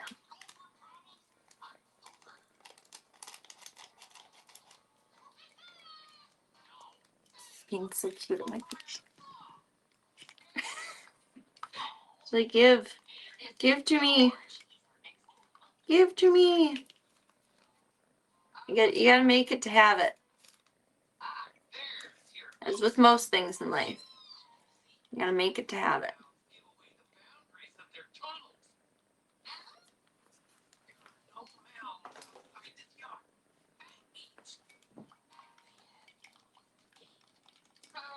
Alright, you ready for your probes, peebs? Oh, that sounds weird. Never mind. Finally, broke down and ordered more syringes on Amazon. Should be here, I think, tomorrow. Because I'm down to like 2. Fancy Frappuccino. It's a beef Frappuccino. I think, anyway. I don't know what the probiotic is flavored with, but it smells meaty. Fancy Frappuccino. Should I start making it in like a martini shaker? Yummy! One more.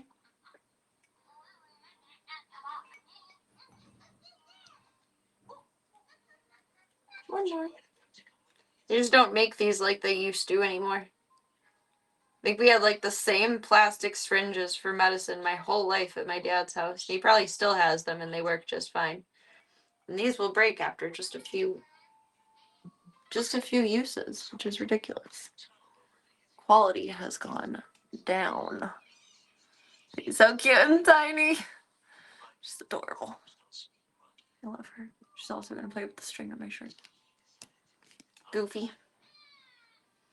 To see if Starbucks will make you a beef frappuccino. I think the cool new thing now is a protein cold foam.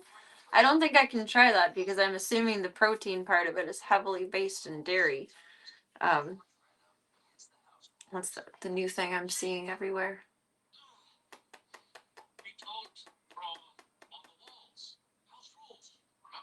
Yeah, PB, we don't draw on the walls. Just kidding, she doesn't draw on the walls. I didn't even draw on the walls, but I used to rip down wallpaper.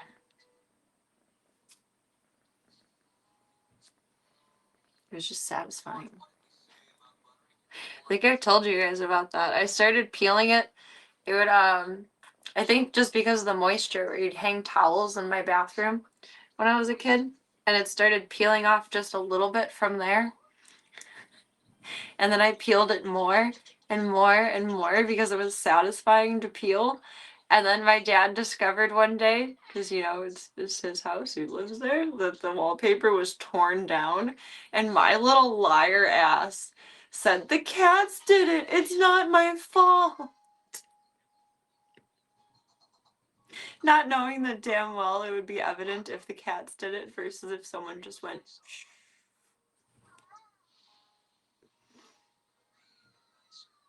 That was a time to be alive. I was a weird kid. Did learn how to put wallpaper up. Like to fix it, so that was nice. But I do like taking wallpaper down in general. It's satisfying. It says whey protein, so not vegan. Nope. I hate wallpaper. I don't blame you. Wallpaper is kind of a bitch when you don't want it there, and I do get kind of annoyed when it's towards the, I don't know, like the last third of finishing a room that's fully wallpapered. But I generally like it. It's satisfying. It's very Mr. Miyagi-ish. You just soak on. Started with a little scraper and then rip down, and then soak on and scraper and rip down. You can just sand little bits of wallpaper glue that are left. It's therapeutic. It's very therapeutic, okay? Welcome, John. I hope you're having a good night so far. I don't think I'll ever be one to put up wallpaper. I don't really like how it looks, but I accept it if it's there, and I don't mind it. But I don't mind taking it down either. When my dad redid his bedroom, he hired me to take down all of the wallpaper in there, which I think at the time I owed him like a certain chunk of change, and that was just, you do this, and therefore your debt is wiped. I think I owed him like $100 or $200. One of my many fun young calls from my vet's office to, "Dad, don't be mad, but can I ask?" Oh my goodness. It's been a good night so far. Actually, it's been an interesting night. It has been good all around. But my bathroom sink took a pee on the lower cabinet. It was leaking and dripping earlier, so I was a little late to stream tonight. But other than that, it's been a good one. It's been a good one. Promise the wallpapers they make with nylon or plastic to make them stain resistant. Oh, see, I've never encountered those. Just the easy peasy stuff. I haven't encountered those. That maybe I would not like. You have to score them. 10 out of 10. 9 out of 10. 4 out of 10. 6 out of 10. That would be annoying to add an extra step to it, though. I think that would take the joy out of it that I have, because I just like the soak it down, the peel it up, the wipe it off, the move on.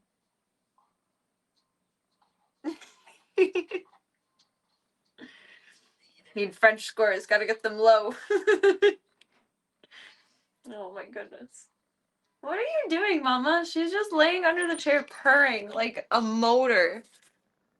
I don't know why this is her happy place lately, but it is. She's purring so big.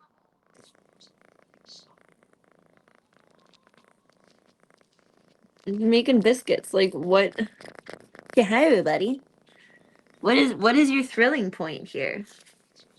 The blanket with the tag? The what? The what? Hey, sissy. She's gonna get you guys. Oh, you're so zoomy. Where are we going? You gonna peekaboo from there now?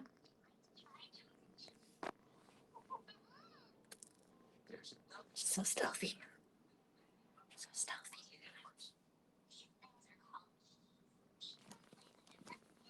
I wanted to play peekaboo with you. Peek, peek, peek.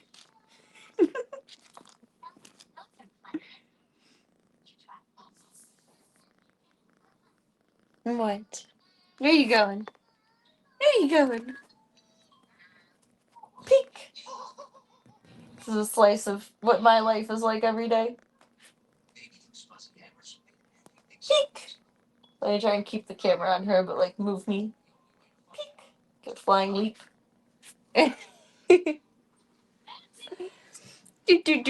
She always runs away like she's doing something so naughty. She has that skulky little run of like, I got away with it. You're doing circles?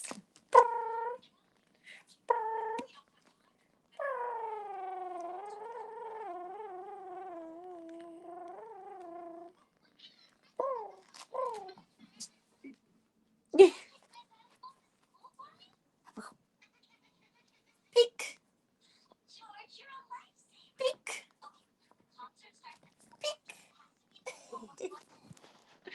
Tech cat, tech cat, tech cat. She just has so many thoughts moving through her head at one time. This one, this one, this one. She needs kitty Adderall. Her tail is getting so tall. But she has such a weird stance. I'm so curious what she's going to turn into.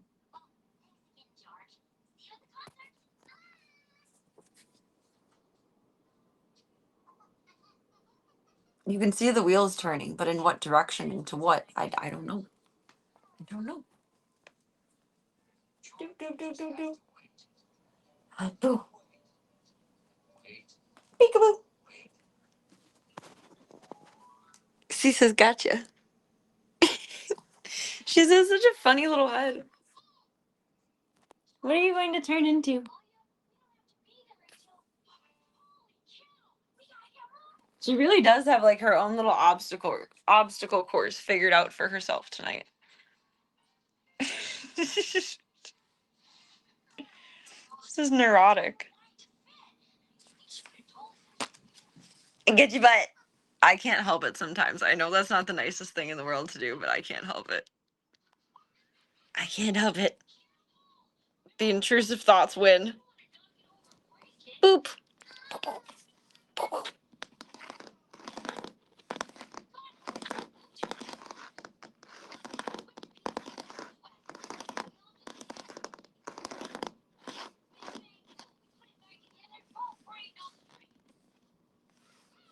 She's under there purring. Why are you so weird? I love you. I love you. You're a strange bird. So rumbly.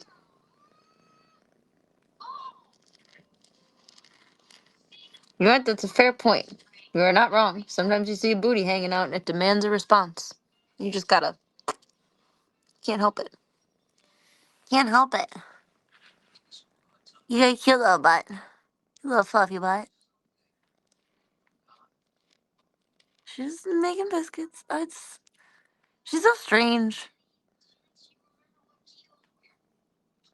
Not talking shit, but I don't know. Maybe all outside born kitties are like this. I don't remember Munster being this weird though.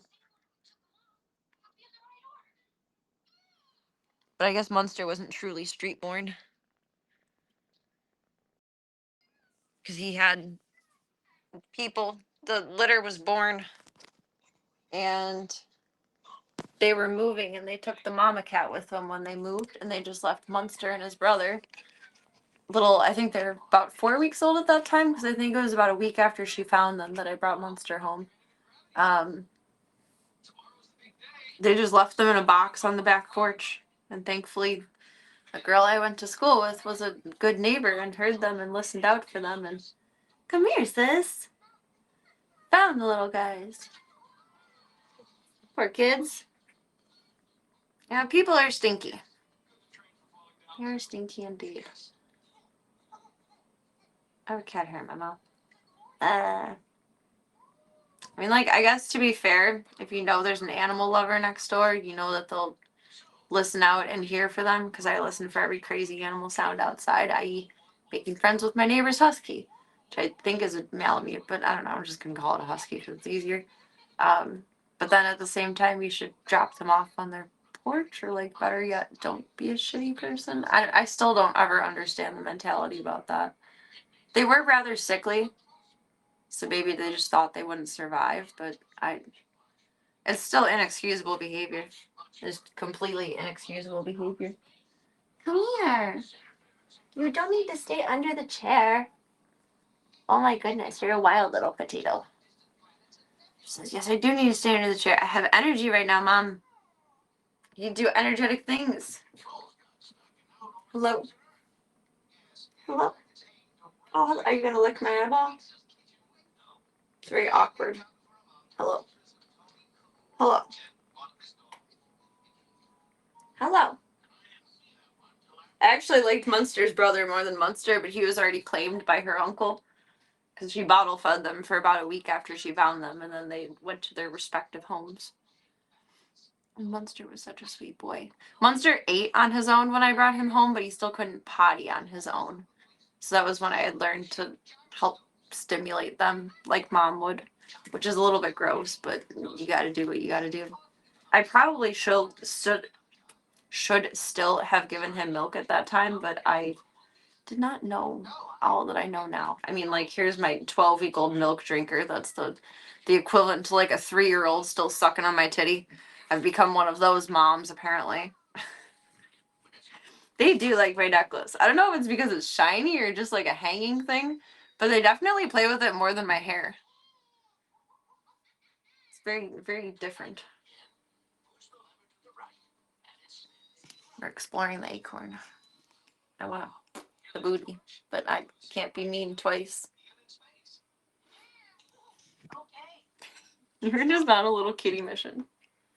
On a little kitty mission. Come here. Come here. Come here. I love you. Thank you. Aw, love her, girl.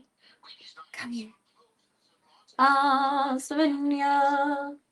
Feliz Navidad. Merry Christmas. Flying PB. Flying PB. What do you think, sissy girl? See, I think I gotta go back under. Oh no, I think I gotta climb up the tripod. I think that's what I gotta do. Hey, get a tech support. We gotta fix these wires. It's a bad connection. There we go. All better. What if someone else goes with me and opens the door from inside? There's no room for another man.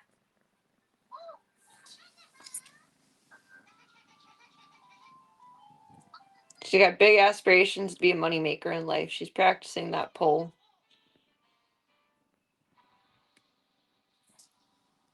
10, 9, 8, PB says hi.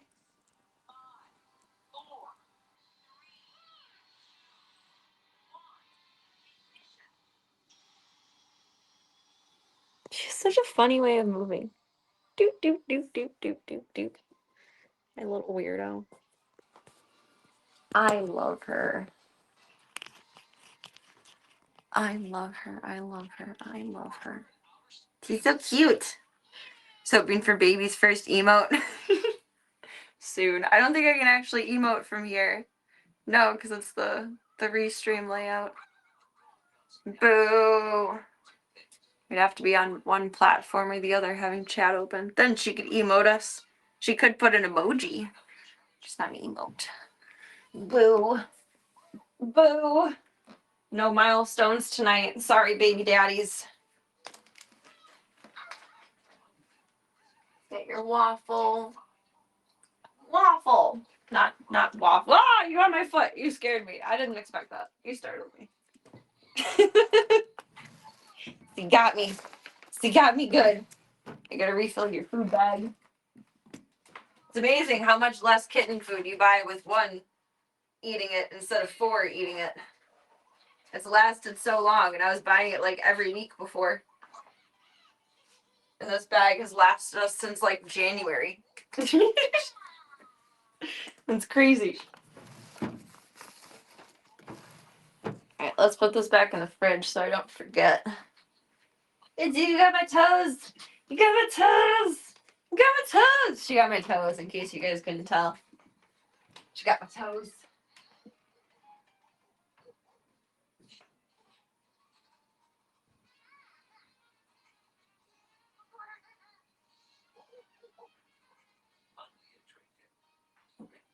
Upstairs to play.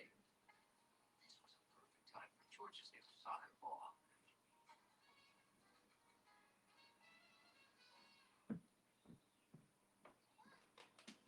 Hello, wild lady! She makes me happy. She comes to greet me. She attacks my leg. I love her. Toes, toes, toes. Oh, was that scary? Okay, I'm sorry. Sorry. She's pacing herself. Gotta watch her figure. Yes, she must remain robust. She is adorably round. I mean, part of it is just her floof, but she's not chunky. She just has that shape.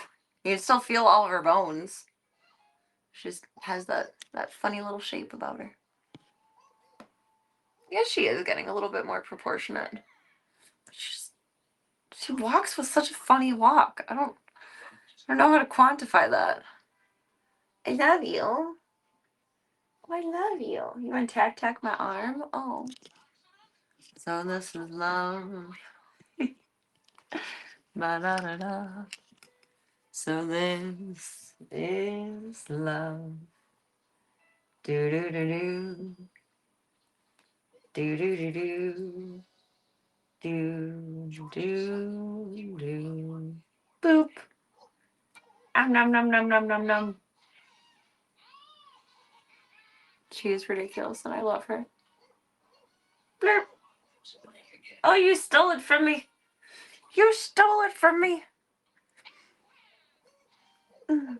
Hey, thank you for the follow. Welcome to the club. Welcome to the cult. It is whatever you want it to be, baby. It's a choose your own adventure, and thank you for taking the time to be here tonight. Artistic sock match. You know, I realize this one is inside out. Oopsies. But I can only find one of each. And I figured it would just be a look. It is very autistic. And one of them is inside out. But shh, we don't know that. It's not true. It's not real. The closet is a mess right now. I plead the fifth. It was on purpose. Definitely chosen. Actually, it was. I had another pair of socks out too, but I chose these. Just switch it up a little bit. I couldn't help it. Okay, I gotta stop doing that. It's not nice. It's not just nice to go around. Oops. To go around eating butts. It's not the nicest thing in the world to do. Oops. Whoops. Baby. We gotta do puppy dinner. Puppy dinner. Puppy dinner. I looked back at stream and connection was horrible outside last night. I don't know if that was battery or connection in general. It was really bad. My apologies. I am going to try it again tonight though, just to see what the level of bad tonight is. If it's consistently bad or if it was a battery issue. Which reminds me, I should plug this in.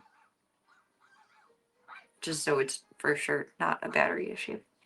Hi, baby girl. I love you. We gotta feed the pupperdoos. Yes, we do. Yes, we do. Yes, we do.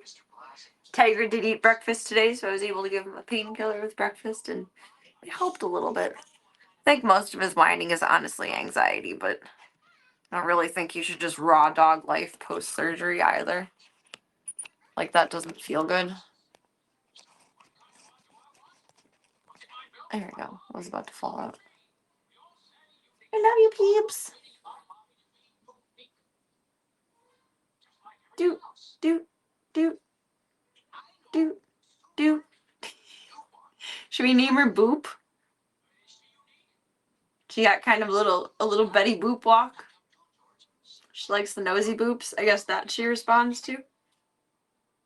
Boop. Boop boop be doop. Hi, pretty girl. You gonna get the paws? You gotta get the paws. Oh, we gotta ditch the paws.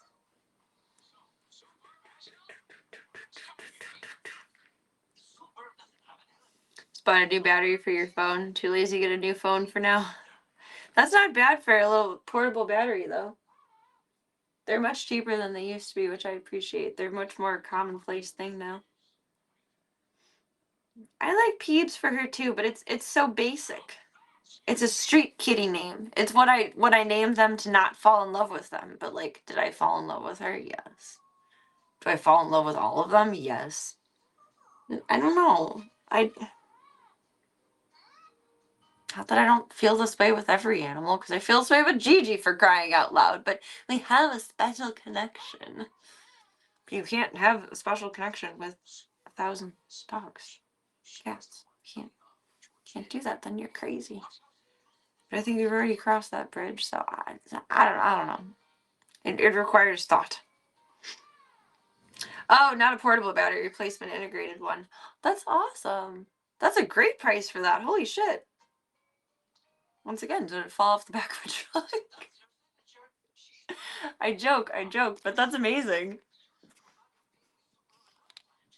That is incredible. Fuck yeah. Peebs also makes me think of Phoebes from Friends. And she, like, both kind of does have that attitude, but then doesn't have that attitude. Really. It is string must chase.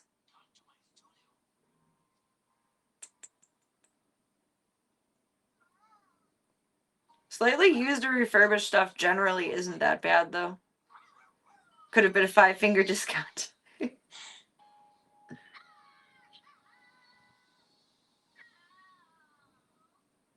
feel like slightly used or refurbished used to be a huge red flag. And now it's much more reasonably done. Don't get me wrong, there are still scammers out there, but the phrasing holds more integrity than it used to. Do. You're so cute, you sucker me into everything.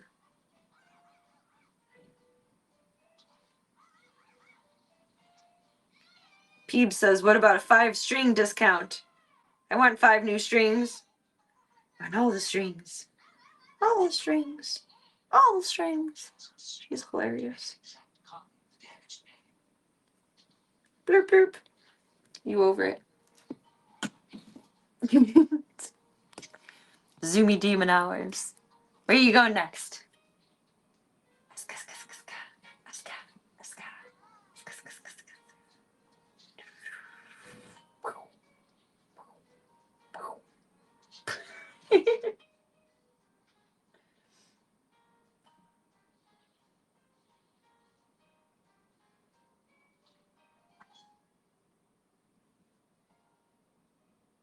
Boop. Boop. Activate. Boop. Activate. Boop. Activate. She's so sick of my shit.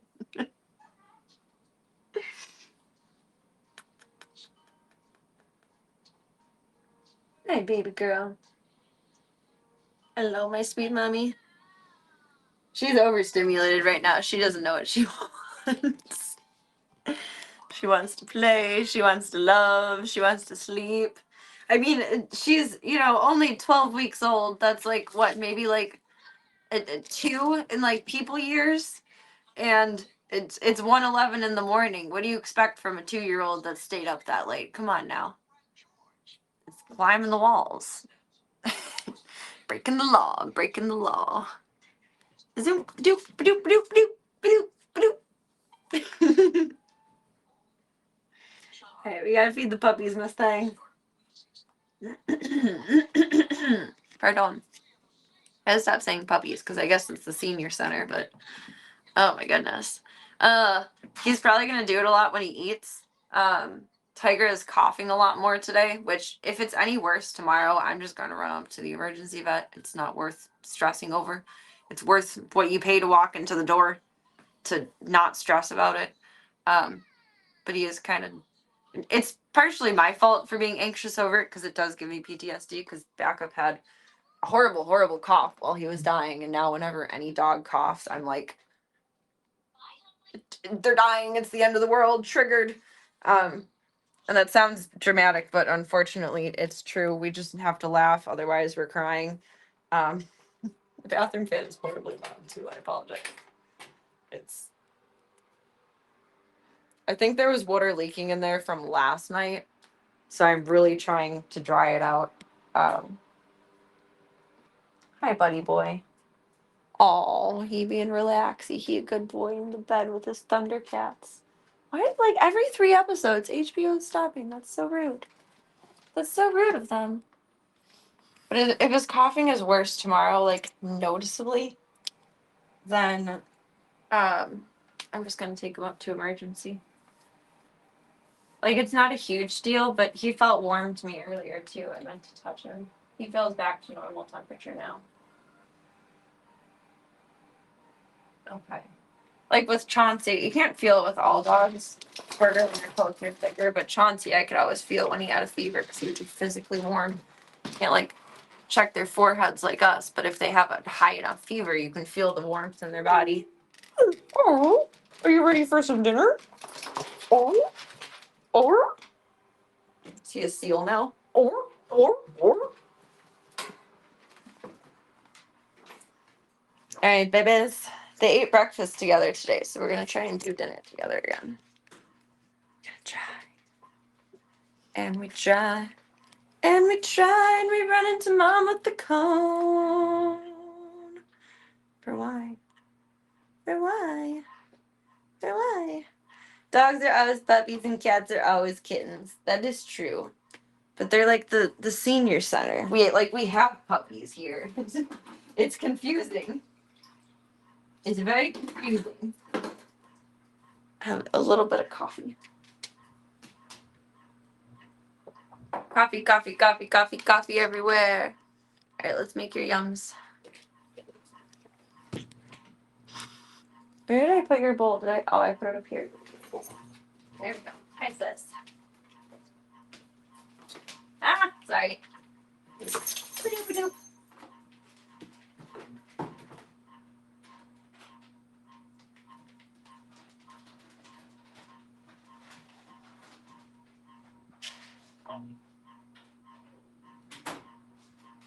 Hi. This one's for Miss Pippi. And then yours we gotta get from the other bed. Excuse me.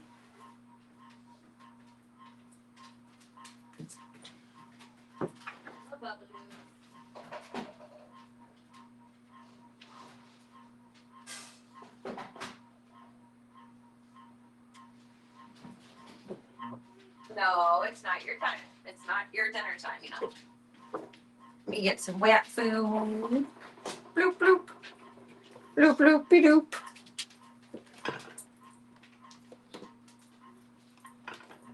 Hello, handsome boy.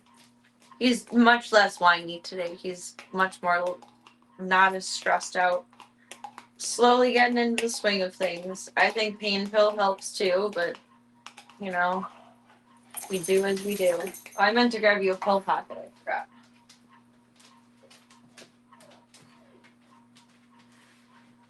No, you're fine. Got our big Viva. Yes, you did. You want Viva. You want Viva, baby. You want boo boo boo.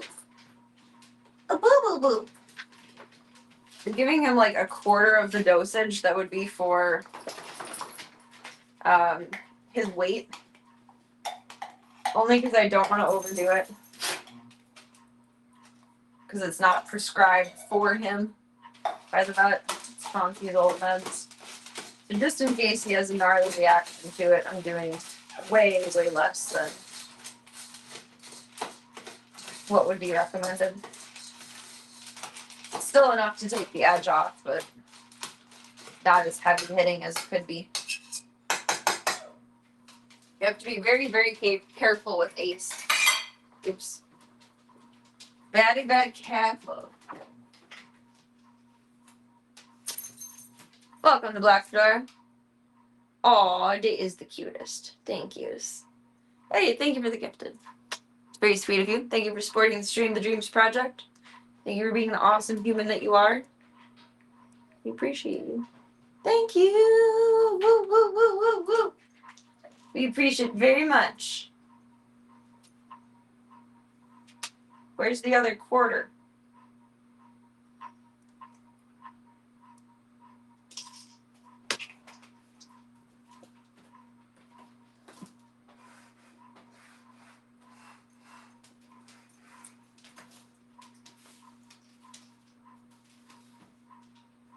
Well, that's missing somewhere. So it's a safe amount for Pippi to take, so it's fine. But, oops. I will have to vacuum deeply before the cats are back up. Oops it is. Oops it is. Maybe you did it for the validation, but you are helping me on my goal to save the world. Which is very meaningful and magical, and I appreciate it. Thank you. Free treat. Be on the floor. I have no idea where the other piece of that went. Pippi knows Clippers. There you go, sis. Alright, son. Hungry time. I know. He doesn't like eating in the code. We're figuring it out. I know. We'll try this way. Look. Look. There it is. Okay, now we got it. We're big and brave and strong. We're big and brave and strong.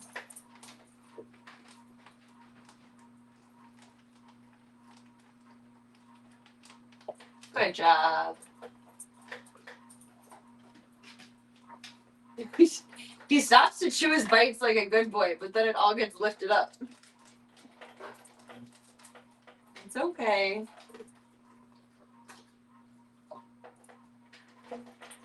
I suppose I could take the coat off while he eats, but then he'll just get upset each time that I put it back on. I don't think it's worth it. Oops, we lost the kibble. Road kibble down the slide. There you go. Oh, it's so yummy, so delicious. So delicious and nutritious. It's rich salmon and sweet potato kibble. Yummy. Okay, you can't eat straight. You're not a goat. What are you doing? What are you doing? There you go. It'll be back to normal soon. I know this is frustrating. I'm sorry. I know it's frustrating. You have another kibble in your this. There you go. Just falls right out of his coat into the bowl. There you go. You did it. No, you don't go by Pippi's bowl. There's your pill. Go away. You leave her be. I'm pretty sure he has no motivation to get into anyone else's bowls, but I'd like to make sure and reinforce that. Hey. Good boy. He's very mindful. He's very mindful. He is wearing the coat of shame. He got neutered. He got neutered.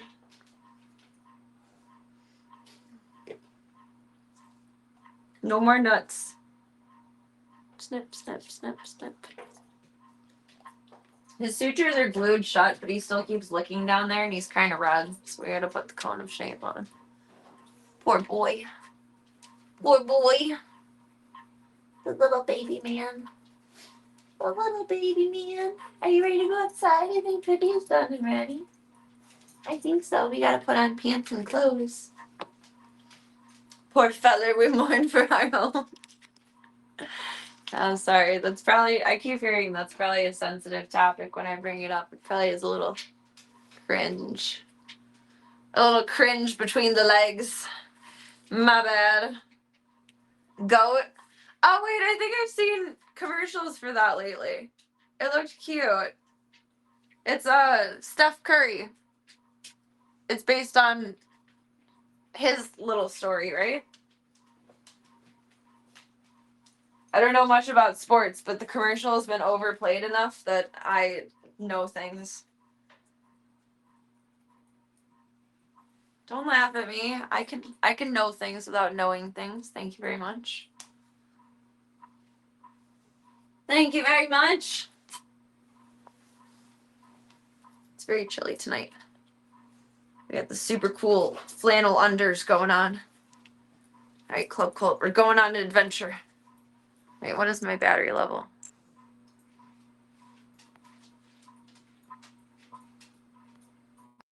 We are cooking. We are at 70%. That's beautiful. My phone is behaving tonight. I love this for us. We are Carhartted up, just no Carhartt pants. I want the bib pants. I really like those, but I need to get them in person. Oh, that's quite a look. I want to get them in person so that they're sized properly because I don't want to have to deal with returns for that. And I need to be brave and go out in public, and I haven't done that. At least not for that capacity. Why am I doing this? I'm taking this off the tripod. It might go like underwatery, garbly, breaky uppy. I have no idea. It did yesterday, but I don't know if it's a battery issue or if it's a signal issue. So we'll figure out which.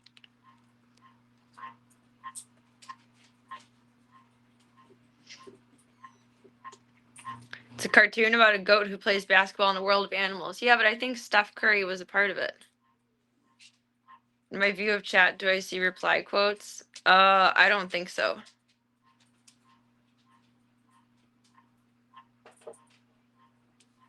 I don't even know what reply quotes are.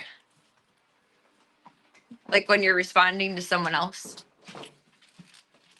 It doesn't show that you're responding to someone else. I just assume that everything is being said to me because I am the center of the universe. Hi, Voya. It's okay. We'll be right back, buddy. Go take the puppies outside. Go potty. Hi, Gunther. Oh, yeah. No, it doesn't show reply quotes. I don't know. You guys are having your own side conversation. I have no idea. I know nothing. Baby, hold on. I think Steph Curry had something to do with the movie.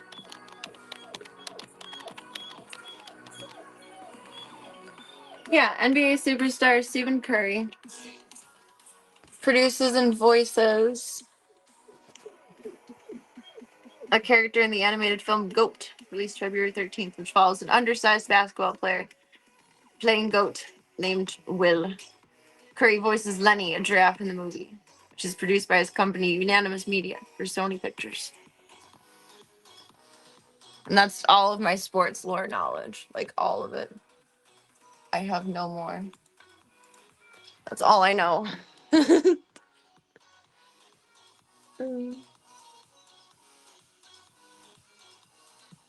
Well, it's okay. You can laugh at me. I'm okay with being laughed at. Whether we're laughing at me or not, I kind of feel like we all are anyway, and I'm usually laughing at me. So I'm cool with it. Hi, whiny butt. Hi, whiny butt. Whiny McWinerson. Want some cheese with that wine? He got stuck. He's doing better with his cone today. He's orienting himself a little bit more.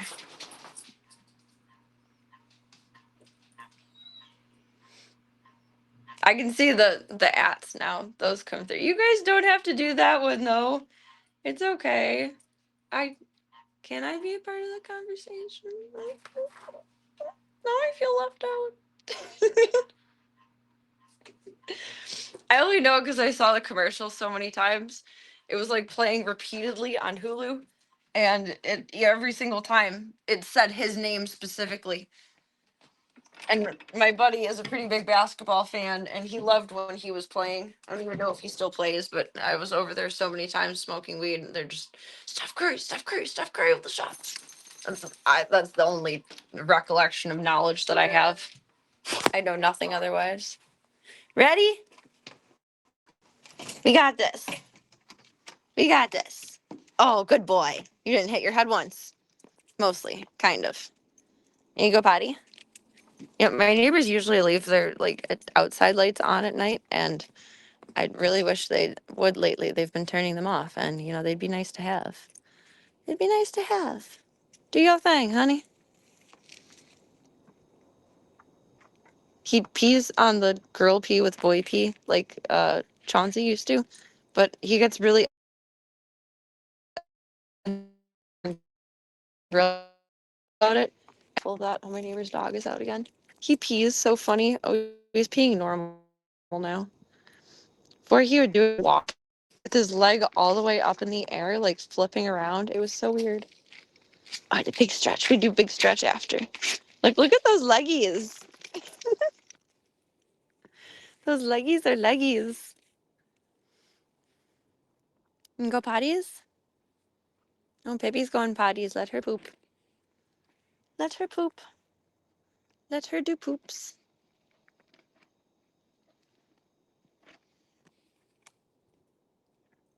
Yeah, you tinkied there earlier. And then Diesel tinkied on your tinky. Do you smell Diesel tinky? You probably don't want whatever's in the pot. I think just corn is in there. You gotta go poop poop? We gotta stretch our legs.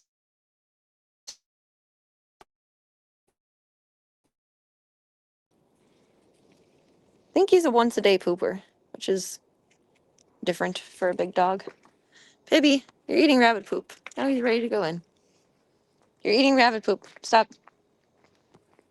That's how you get coccydia. Stop. Stop. Mama. Mama. House. Oh, she ran into his cone on her blind side. Sorry, sis. Come on. Come on. Come on. House. House. Oh, I forgot to put your jacket on. I'm such a jerk. No wonder you're ready to go in. Pibby still has to go more. Is he happy boy? Waggy butt. Waggy butt. Waggy butt. Happy butt boy. He's the happy butt boy. Hi, handsome man. She'll make it in. Pibby poops in the middle of the road. Hello, handsome boy. Hello, handsome boy. Pibby, stop taking breaks to eat rabbit poop.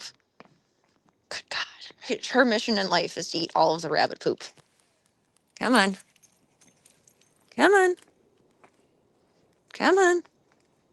You got a brother waiting for you. Come on. There you go. There you go. There you go. Ah, da, da, da, da. Ah, da, da. You can do it. You're big and strong. I'm coming too. We haven't figured out this door situation yet. He doesn't understand that I'm following through and that we both can't fit through the spot at one time. Clunk. We'll figure it out one day. But for now, it's interesting. It's very interesting. And I'm interested to see if that garbled up or if that stayed solid outside. And I'll look later on.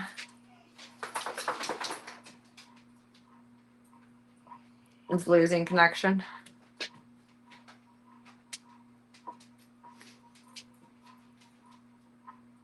But it was better than last time. I wonder if I have it on the wrong Wi-Fi setting too. Because I remember last time we had it outside and it worked really well. I was very careful with what my settings were.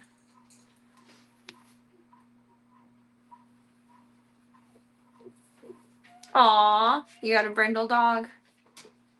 I've never had a brindle dog. Now you think I've had every kind of color dog.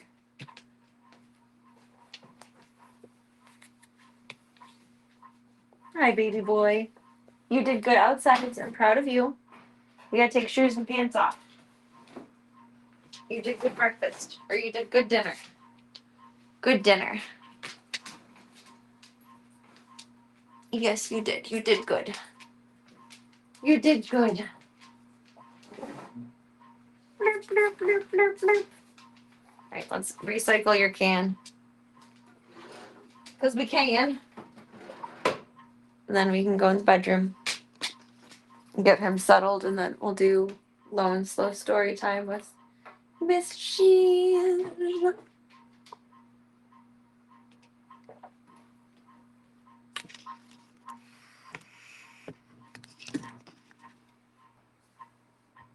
his pippies. Blurp, blurp, blurp, blurp, blurp, blurp, blurp, blurp, blurp.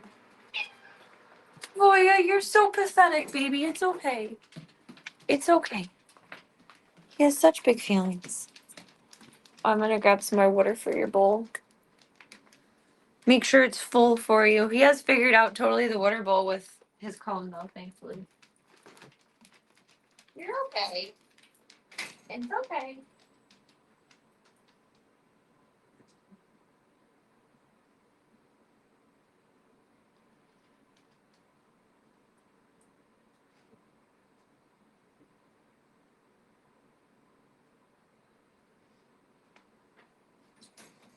You look like a couple of jailbirds. You look like a couple of jailbirds. They're both just waiting at me at the gate. I feel bad that he gets stuck in like that little chair and gate section of the hallway with the doorway around, and I don't want to make him keep getting stuck there, so I closed the gate on him, but then he's like, "You abandoned me. It's the end of the world." He's not getting 100% of all the attention, and he's sad. My poor little boya. We've missed. Usually sleep with him in the morning. So, 2 nights now. I'm thinking by the time we get to night 3, I'll put the donut on him after tonight. So tomorrow. Whatever sleep is tomorrow night. I'm so confused on time right now. Not tonight, but tomorrow morning's rest. I'll sleep back in with the boys and get him settled in his crate. If it's like the perfect time, I'll probably feed him dinner late that night. Or a little bit later, like towards the end of stream instead of midnight 1, somewhere around there. That way he has his pain pill right before. And he should be good for like a good 3 hours to not. Woo! He found the tripod. To not lick himself. Because he can't fit in his crate with his cone. That would be cruel. Oh, you already had some meaty bites today. Do you want some jerky? You want some jerky? Boy has been missing out on mommy time. My sad little boy. I feel bad. I want to be able to comfort this gentleman, but I don't want Boya to stress out and get sick again. So I'm being very, very cautious. I normally spend my mornings in here, like doing my books and my red light therapy and all my silly little Serena things, but I've been spending my mornings in with him to try and compensate for it. You are so polite. Sit. Sit. Both of you sit. Sit. Sit. Baby, you're such a snark. Such a snark. Sit. Nope, wait. Sit. They already sat. Sit. Good boy. Sit. Sit. She's like standing, trying to give me paw, going into a half sit, half lay down the whole. She doesn't know what to do. Baby learned tricks and then learned a pattern. So we sit, give paw, and then we down. And she used to do, when she was much more limber, she would sit, wave her paw, and then lay down right away and then look up at you like, okay, I did everything. I could have the treat now, right? It's hilarious. Now she's old and she moves in a slow robot fashion. Hi.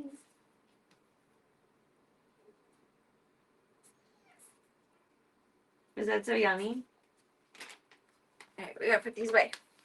And only a couple of treats. We don't want to have upset bellies. Also, you didn't poop. I'll have to try going out again before bedtime. I trust you to be a good boy, but we want to be extra mindful. Ah, why did that unmute? Just almost dropped it and thumb fingered everything.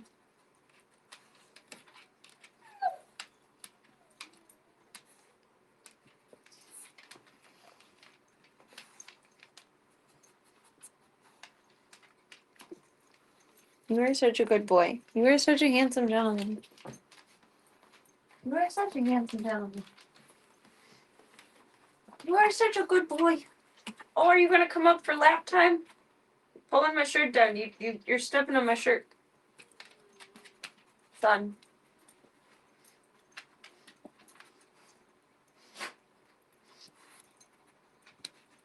I just got a whiff of a smell. Did we do something somewhere?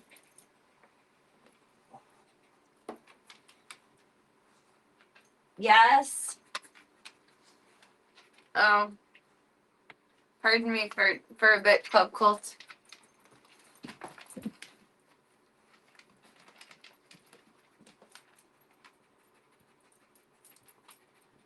It's not like a full pee, it's just like drops. There's hand sanitizer in here. No, why the fuck not?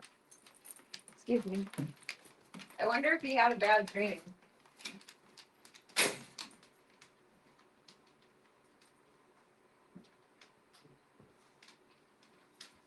Oh, you know what? I think I know what he did. I think he marked. Let me see if it went through to the sheet. No, the sheet is dry. I just have to switch the blanket.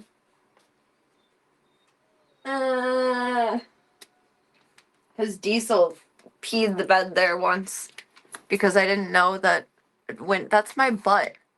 I didn't know that him looking out windows meant that he needed to go potty, and Diesel had an accident over there once. I bet he was marking. Because he was just neutered the other day. So he still has all of those silly hormones. It's okay. You didn't do it on purpose. Well, maybe you did do it on purpose, but it doesn't really matter. I still love you. Now there's laundry.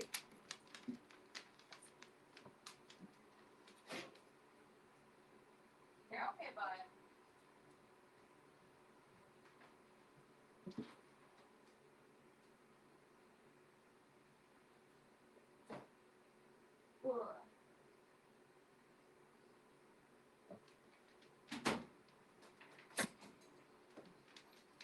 Okay.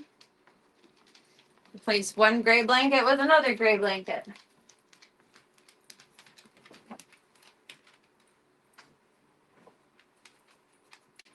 Oh, I think this one's thicker and warmer. Yay. So just so you know, next time you think about that, you don't have to do that. Just so you're aware. We don't have to do that. We don't have to do that. What you doing, darling? What you doing, Miss Pips? You're very cute and sweet. Yes, you are, baby. What? Oh, baby. You got stuck on the doorway. Hi. Don't flip up, Pippi. Don't flip up, Pippi. What? Hello. Hello. Oh, he is baby. It's okay. It's okay. I hate this cone. I hate all cones. Honey, you're gonna pop a titty. Don't do that. Thank you. You're gonna have the coffees now. Kisses. Ugh. Kisses. Kisses. Well, Backup used to do this, and I forgot how intense the feeling is. I was a younger girl then. But oh, I love it. That's my favorite. It's my favorite feeling. Big dogs do just want to be lap dogs. I used to wake up with Backup's head. It'd be like this. His nose would be right here. His jaw. And the big part of his skull over here. Just, what are you doing? He's trying to sniff my armpits. I just wake up with him on my face like that. His hot breath going into my nose. Why are you obsessed with my armpits? Here, have an armpit then. I don't know why I'm fighting you on this. Now you want to smell Pippi. Okay.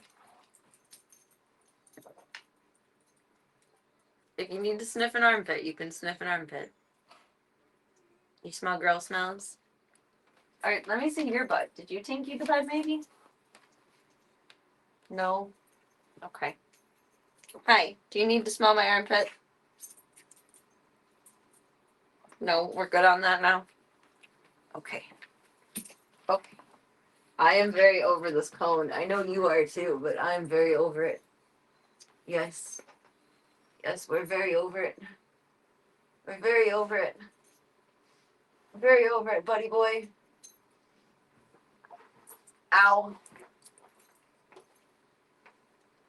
It's not his fault it's so awkward, but God, it's awkward. Look at you. She loves her brother. And you don't know how to settle because you don't know what's going on. I don't blame you, kiddo. It's okay. He's looking at Voya through the door right now.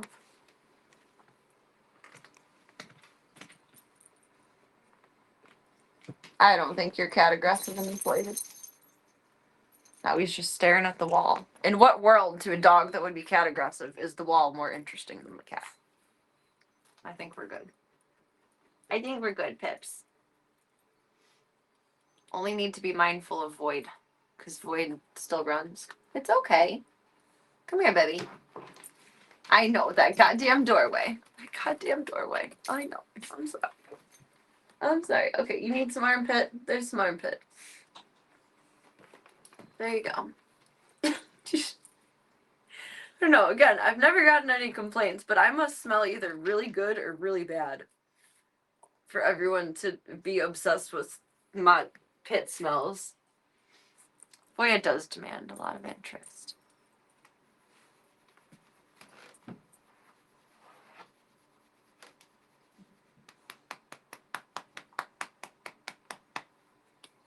If he was a boyfriend, he'd have no job and always be at home waiting for you, like a he'd be a golden retriever boyfriend.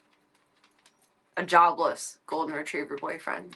His job would be to wait for you and demand your attention. But like not in a toxic way. He would be one of the few that is not toxic in that way. The dream, right? Well, he walked into a door and landed himself a sugar mommy, so he sure is living the dream. I'll co-sign on that.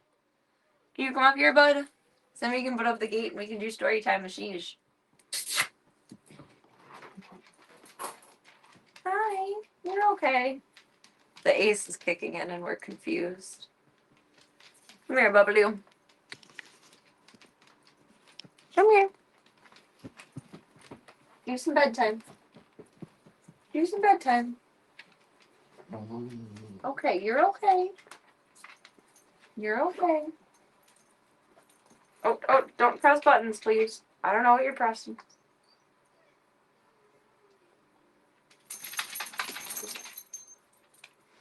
Buddy. His little cough. It's probably twice as bad today as it was yesterday. So if it's any worse tomorrow, I'm going to run him up to emergency. They'll likely just give, like, antibiotics or whatever, but like, it's not a huge deal, but I don't want it to get worse if I feel like it's getting bad. What was that, you big dinosaur? You're so precious.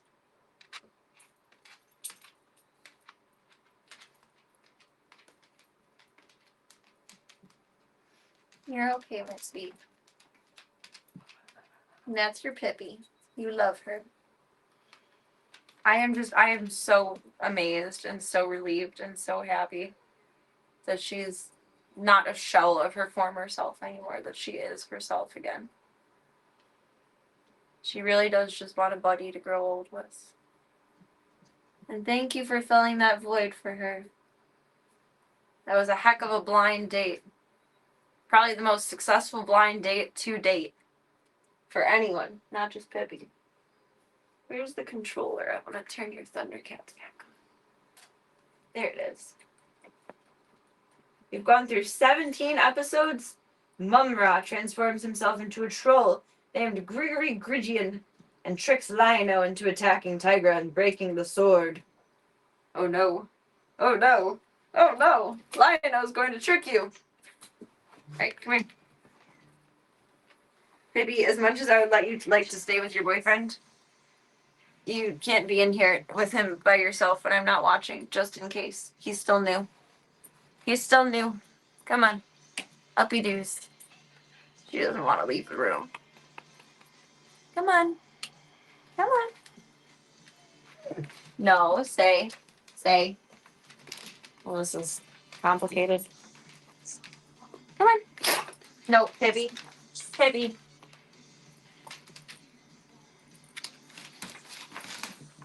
Mom, turn around. Go in your room. There you go. You're okay. You're okay. It's not the end of the world. It's not the end of the world.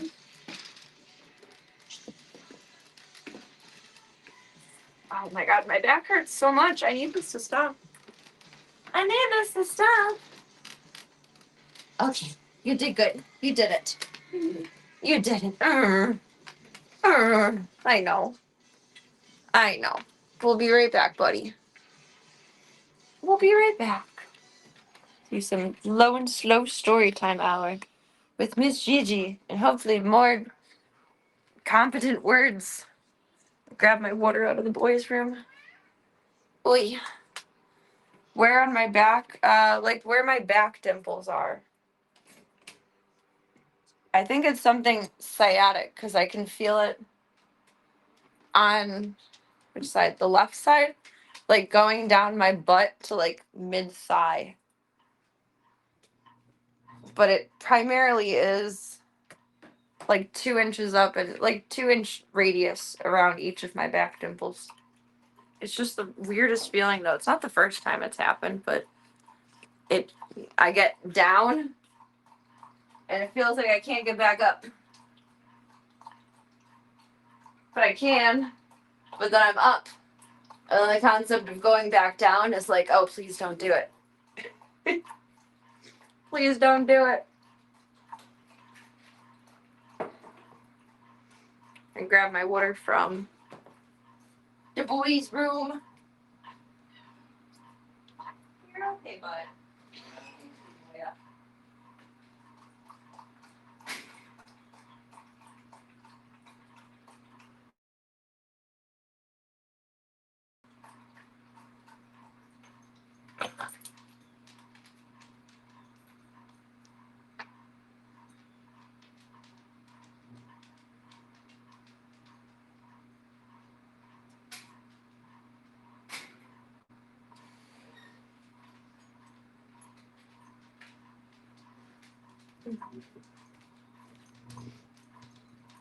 I did resume working out and stuff.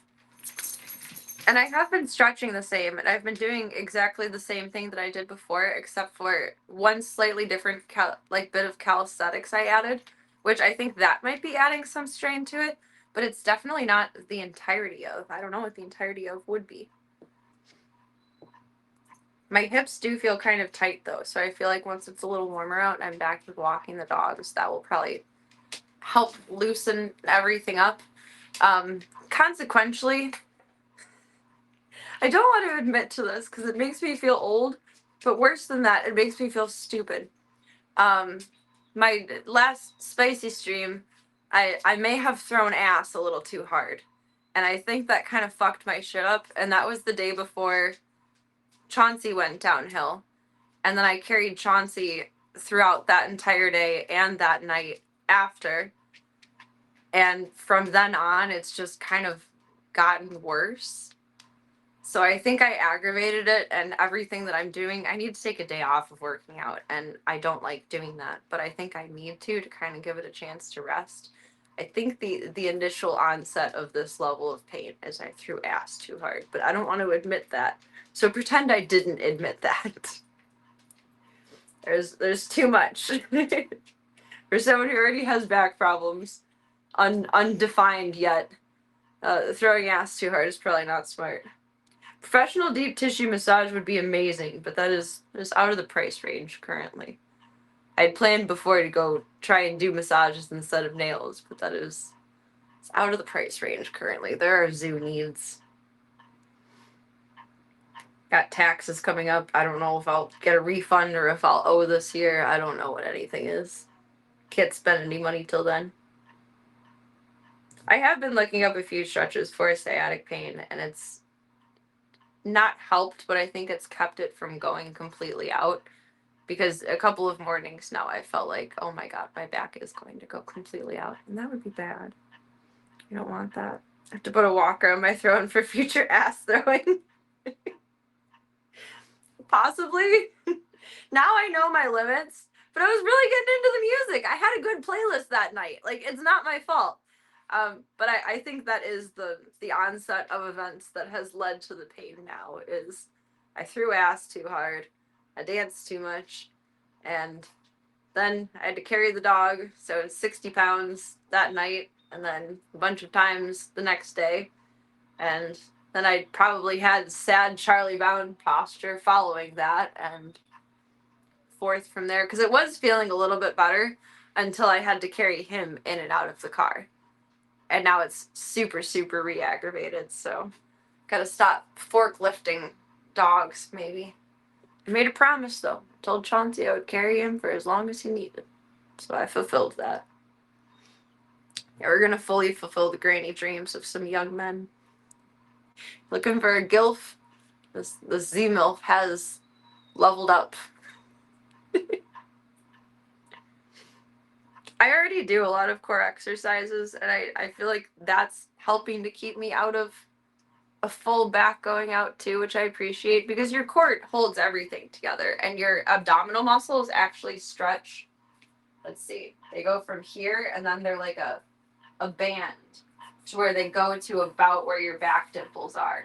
Like they're like a belt of sorts that comes all the way around. So having a strong core definitely helps your back not compensate for a lot of other things. Baby, you're so cute. She's finally laying in that bed again, which is amazing. Yoga and stretches probably keeping me out of the trouble, but just the general strain of it is why it's hurting. I just didn't want to admit to that. It's embarrassing. I could implement a lot more yoga, though. And I know I move too fast with my Pilates. I need to move slower and with more intention in a more yoga-esque fashion with my Pilates, because I go way too fast through stuff. So, like, where I should be if I was laying down, oh, see, I'm doing it again. If I should be moving like this, I inevitably get, like, bored or start spacing out at what I'm doing, and then I'll be moving like this. And that's not the intention of the workout. You're still moving the same muscles, but not in a controlled way. Does that make sense? You have an easier time parking with a blue blanket. Oh my god. Maybe that'll make them actually accept my application. My application was denied when I last put everything forward for it. Denied. I gotta grab her yummies. I don't have pockets, though. I don't have pockets.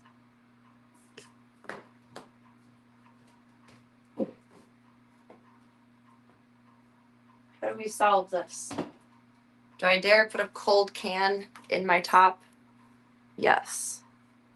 Implant. Now, maybe they'll give me a blue placard now, but they wouldn't before. If only. If only. Honestly, I wouldn't use it in everyday life, but in places like at a hospital where you have to be so inevitably end up parking so far away from everything. I drive far for the medical care that I need, and I have to go or be sick as soon as I get to where I'm going. And it would be Charlie Hill. So better to be able to park closer. I would appreciate that. When I went for my surgery follow-up, I had to park on the roof. That was not pleasant. Hi, Gigi. I caught her playing with one of the toys earlier again, too. Since she likes the chicken churros, I'm just going to switch her to the Temptations. Because those are chicken. Been trying to alternate ice and heat. I'm trying. I don't want to just live in pain. I don't want to. I took some Tylenol, or not Tylenol, acetaminophen, whatever acetaminophen is, within the last couple of days for each day, which that's not like the best one for joint pain, but that's the only one that I can take. So a little anti-inflammatory ain't gonna hurt nobody.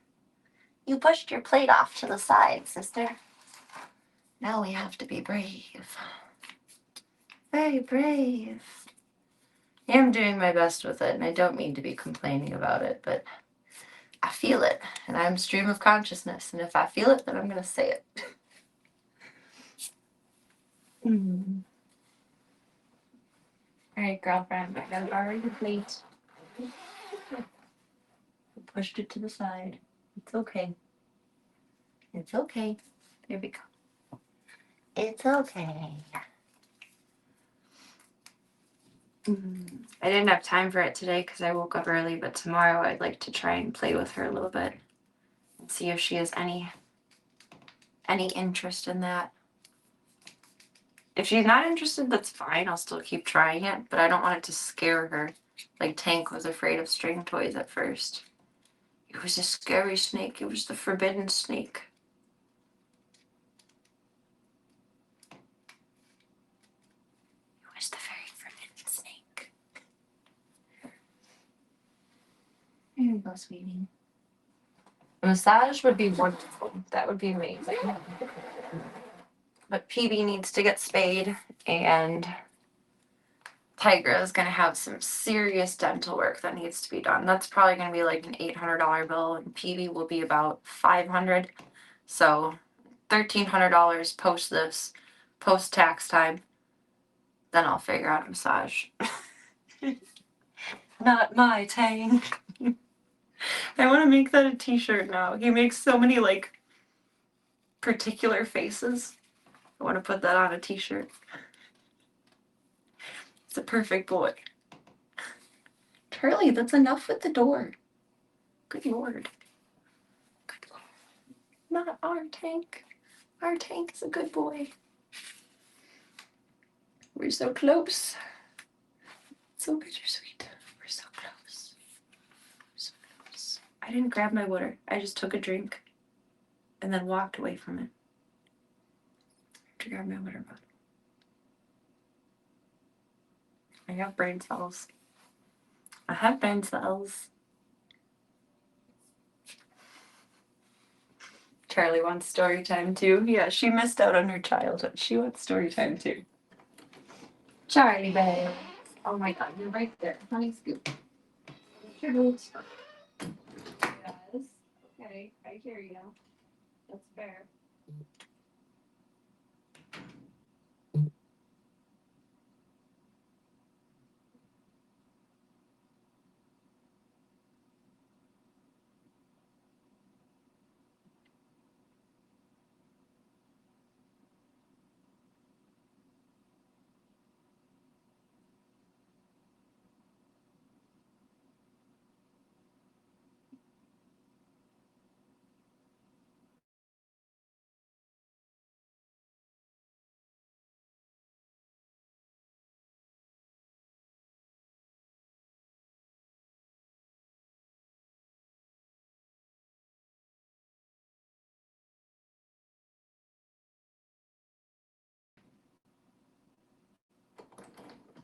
Did you guys hear her wail as I opened the door?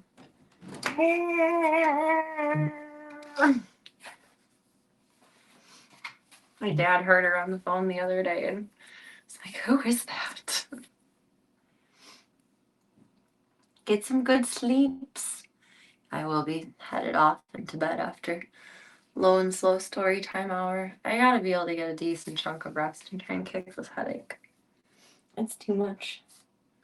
And the sink taking a piss kind of took the piss out of me tonight. It's fun times. I appreciate you being here. Get some good sleeps. I hope. Oh, tomorrow is Voldemort Day. I hope Voldemort Day is kind to you. Crossing fingers and paws. It was a long time before anyone spoke. Out of the corner of his eye, Foog, we're just going with Foog, could see out of a sea of intense, expectant faces down in the square outside. We're going to get lynched, aren't we? He whispered. It was a tough assignment, said Deep Thought mildly. 42, yelled Loonqual. Is that all you've got to show for 7.5 million years' work? I checked it very thoroughly, said the computer, and that was definitely the answer. I think the problem is, to be quite honest with you, that you've never actually known what the question is. But it was the great question, the ultimate question of life, the universe, and everything, howled Loonqual. Yes, said Deep Thought, but with the air of one who suffers fools gladly. But what actually is it? A slow, stupefied silence crept over the men as they stared at the computer and then at each other. Well, you know, it's just everything. Everything, offered Foog weakly. Exactly, said Deep Thought. So once you do know what the question actually is, you'll know what the answer means. Oh, terrific, muttered Foog, flinging aside his notebook and wiping away a tiny tear. Look, all right, said Loonqual. Can you please just tell us the question? The ultimate question? Yes. Of life, the universe, and everything? Yes. Deep Thought pondered for a moment. Tricky, he said. But can you do it? Cried Loonqual. Deep Thought pondered this for another long moment. Finally, no, he said firmly. Both men collapsed into their chairs in despair. But I'll tell you who can, said Deep Thought. They both looked at us sharply. Who? Tell us. Suddenly, Arthur began to feel his apparent non-existent scalp begin to crawl. She's eating it. She's eating in front of us.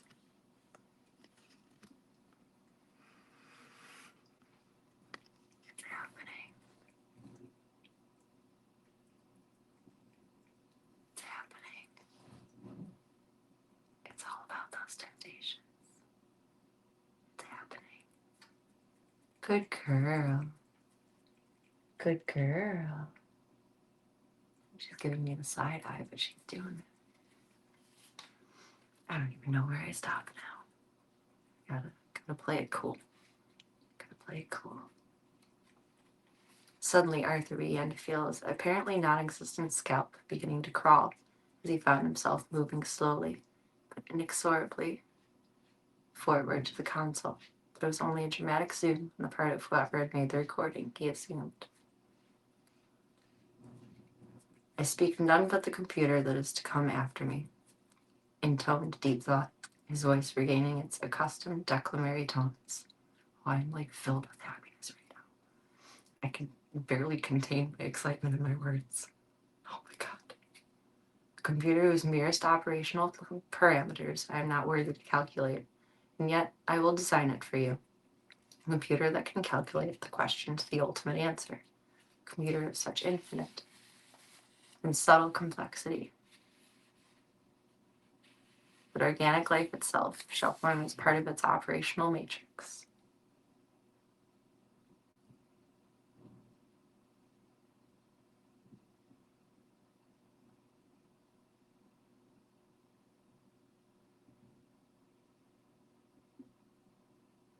No slow blink, only hard stare. And you yourselves shall take on new forms and go down to the computer to navigate its 10 million year program. Yes, I shall design you this computer for you, and I shall name it also unto you, and it shall be called the Earth. Foog gasped at Deep Thought. What a dull name, he said, and great incisions appeared down the length of his body. Loonqual, too, sustained horrific gashes from nowhere. The computer console bletched and cracked. The walls flickered and crumbled, and the room crashed upward into its own ceiling. Slardebart Fast was standing in front of Arthur holding 2 wires. End of the tape, he explained.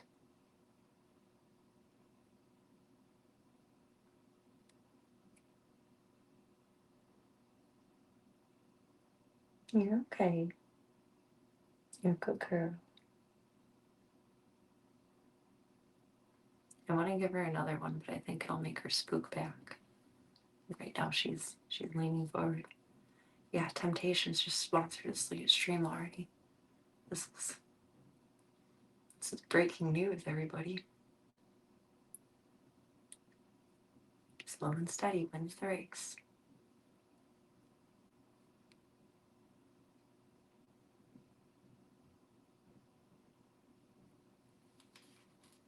I am in shock.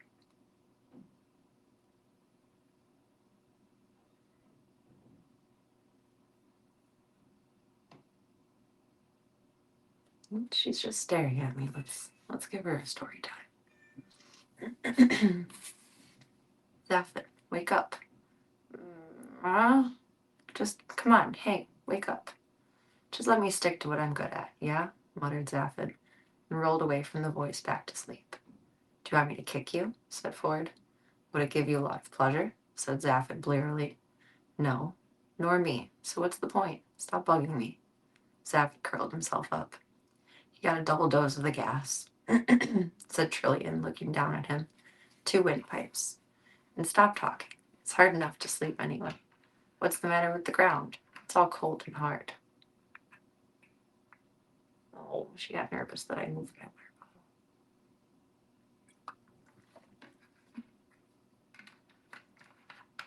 She's still a little too close out that I think it would spook her if I put more temptation. I'd like to, but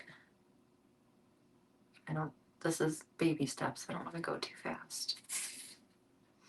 With an amazingly balletic movement, Zaphod was standing. Oh, it's all gold, said Ford. With an amazingly balletic movement, Zaphod was standing and scanning the horizon, because that was how far gold ground stretched in every direction, perfectly solid and smooth. It gleamed like... It's impossible to say what it gleamed like, because nothing in the universe gleams quite the same way that a planet of solid gold does. Who put that there? Yelled Zaphod, goggle-eyed. Don't get excited, said Ford. It's only a catalog. A who? A catalog, said Trillian. An illusion. How can you say that? Cried Zaphod, falling to his hands and knees and staring at the ground. He poked it and prodded it. It was heavy and very slightly soft. He could mark it with his fingernail. It was very yellow and very shiny, and when he breathed, his breath evaporated off of it in a very peculiar and special way. That breath evaporates off solid gold. Trillian and I came around a while ago, said Ford. We shouted and yelled till someone came, and then carried on shouting and yelling till they got fed up and put us in their planet catalog to keep us busy till they were ready to deal with us. This is all sensotape.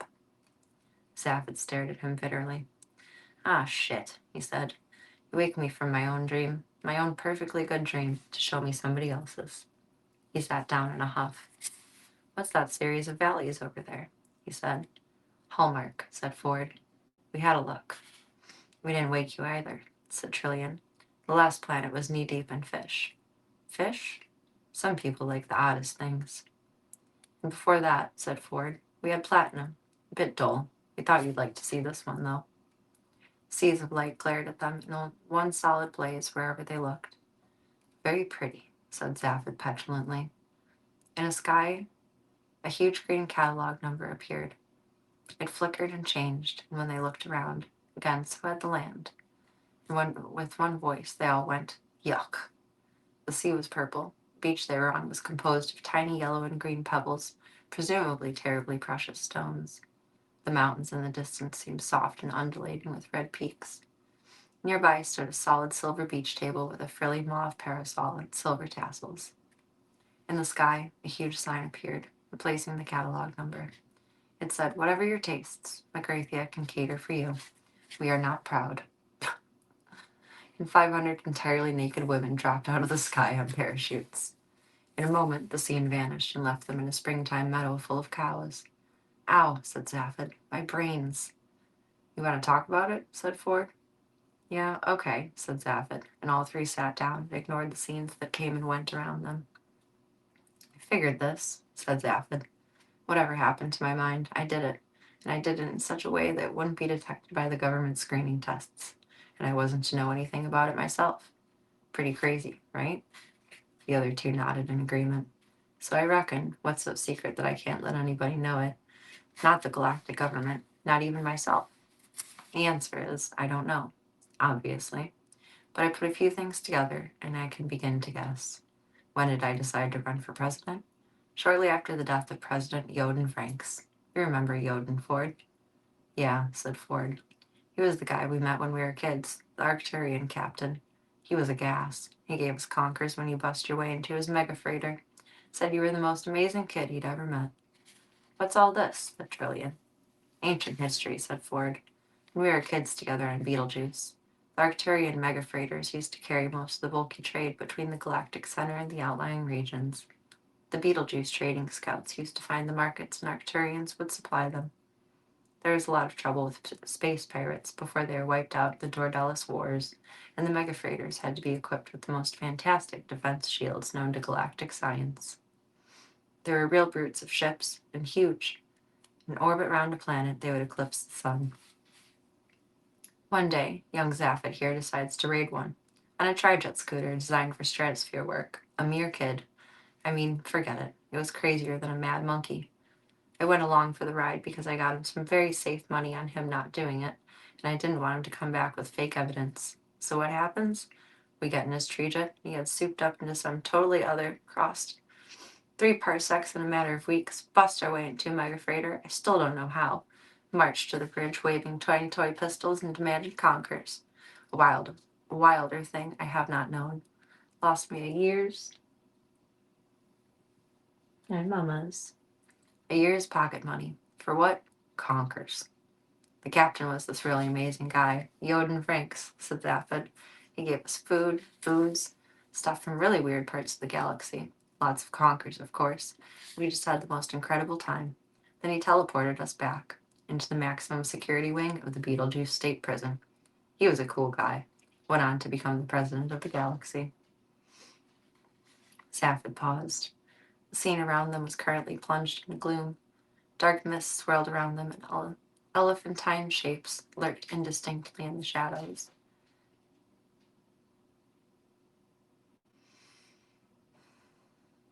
The air was occasionally rent with the sounds of illusionary beings murdering other illusionary beings, presumably so that people liked this sort of thing to make it a paying proposition.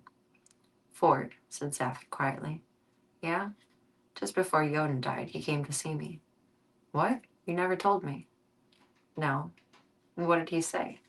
What did he want to see you about? He told me about the Heart of Gold. It was his idea that I should steal it. His idea? Yeah, said Zaphod, and the only possible way of stealing it was to be at the launching ceremony. Ford gaped in astonishment for a moment and then roared with laughter. Are you telling me that you set yourself up to be president of the galaxy just to steal the ship? That's it, said Zaphod, with the sort of grin that would get most people locked away in a room with soft walls. But why? Said Ford. What's so important about having it?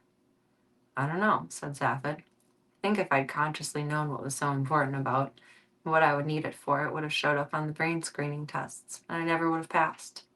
I think Yoden told me a lot of things that are still locked away. So you think you went and mucked about the inside of your own brains as a result of Yoden talking to you? Yeah, he was a hell of a talker. Yeah, but Zaphod, old mate, you want to look after yourself, you know? Zaphod shrugged. I mean, you don't have any inkling of the reasons for all of this? Asked Ford. Zaphod thought hard about this, and doubt seemed to cross his mind. No, he said at last. I don't seem to be letting myself into any of my secrets. Still, he added on further reflection, I can understand that. I wouldn't trust myself any further than I can spit a rat. A moment later, the last planet in the catalog vanished from beneath them, and the solid world resolved itself again. They were sitting in a plush waiting room full of glass-topped tables and designed awards. A tall Magrathian man was standing in front of them. The mice will see you now, he said.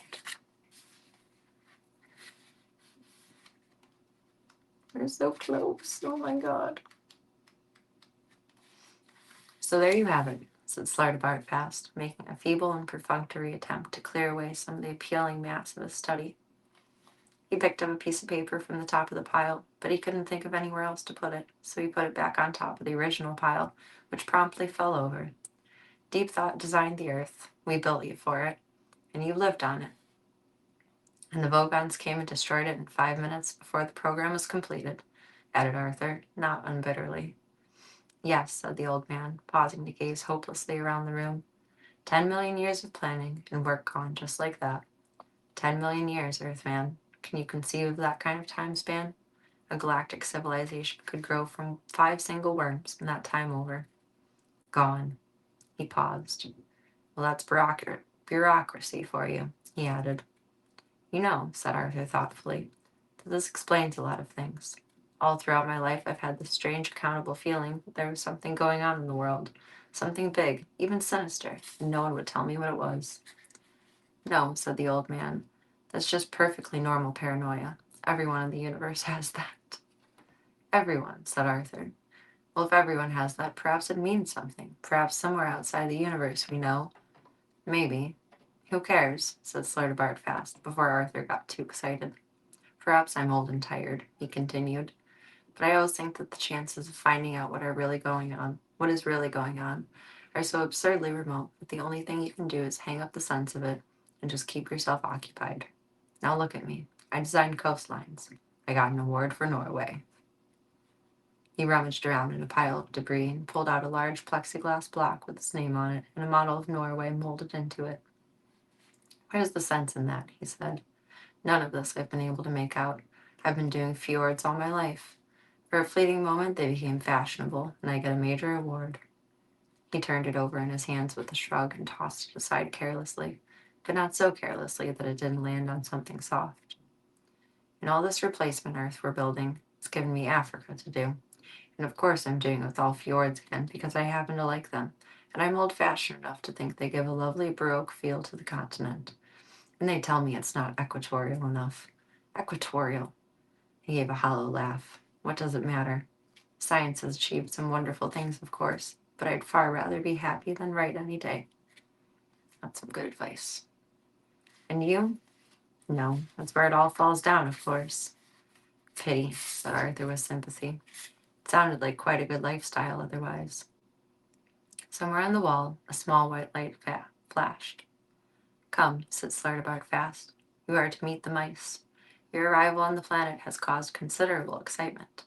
It has already been hailed, so I gather, as the third most improbable event in the history of the universe. What were the first two?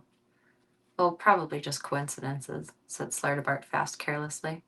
He opened the door and stood waiting for Arthur to follow.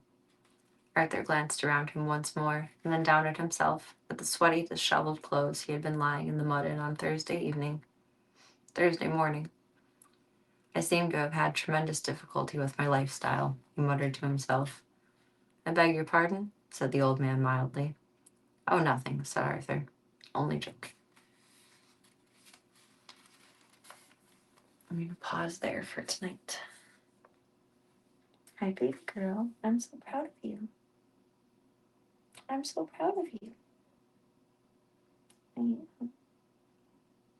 You really like those snacks, huh? She almost ate all of everything on the plate. I cannot believe that happened. I cannot believe it. I'm so proud of her. I'm gonna make you some more food, sissy.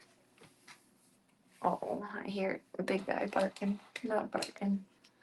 Fussing. Being a sad puppy.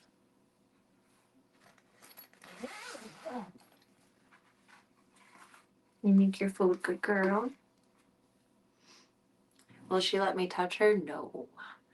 I was giving her a chew the other day, and I was letting her sniff it from probably about 6 to 10 inches away from her face. It's hard to tell distance inside of the carrier.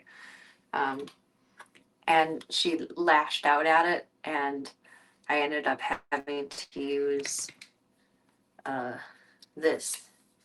grandpa grabber, to get the churro back. She is a no touchy. She is a swipe. Swipe. She is feral, 100% feral. But she's also scared. I don't think she's a mean cat at all. She's just scared. She's reacting in fear. If she was a mean cat, when I would come into this room, she would jump out and lash out at me, if that makes sense. Kind of like how Tank was always a little bit confident. He would go for it rather than shying away and defending. So really she's just trying to defend herself and her space, her territory, her sense of safety in general. She's not mean. She just is very scared. So I'm trying to respect that. But she does seem to be very play motivated. I put some toys in for her because I caught her chasing her tail on camera. So I was going to try it today, but time didn't work out. I'm going to try it tomorrow, hopefully, to play with her with a string toy and see if she has any interest in that. Because she likes food, she likes snacks, but maybe that's not the full way to her heart. Whatever gets her more comfortable interacting with people. I can't believe she ate food on stream tonight. Oh, that's awesome. That's 3 times now she's eaten in front of me. And really, it's only been barely 2 months. Because it was the first week of January to now. That's pretty good progress for a feral cat, honestly.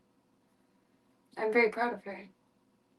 She's a no touchy zone. I was trying to give her gabapentin so she could chill out more, but she seems to have like the opposite reaction effect, which can happen sometimes, where it makes them more on edge, kind of like me when I take a painkiller. I get anxious and on edge instead of like groovy. It seems like the same thing happens to her, which does happen. It's just not common. And do a few more slow blinks. Hi, pretty girl. I'm very proud of you.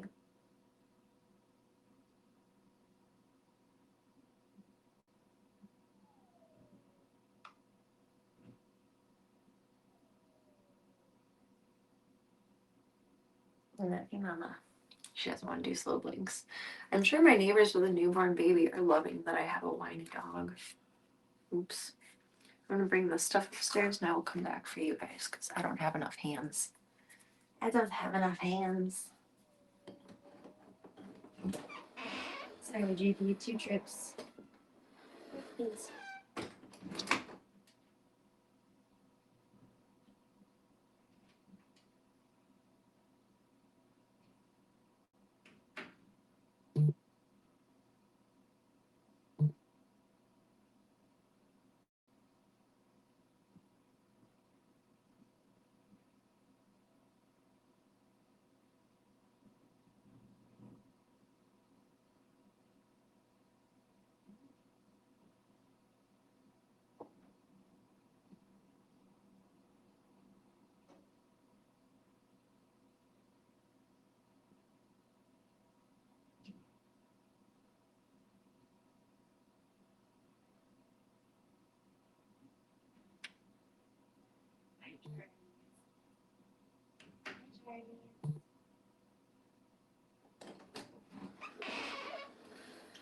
Miss Gigi, I'm gonna be a good girl tonight.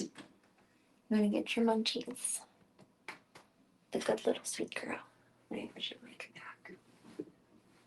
Close the zippy here. Yes. Good job. I am so proud of her. That's exciting. That's awesome. Okay, my little princesses. You get dinner in a few. Dinner in a few. Would Mom say night nights first, please? Hi, Charlie Bear. Hi, Charlie Bear. Where's Void? Oh, Void is over on the chair. She's gonna come over and say hi.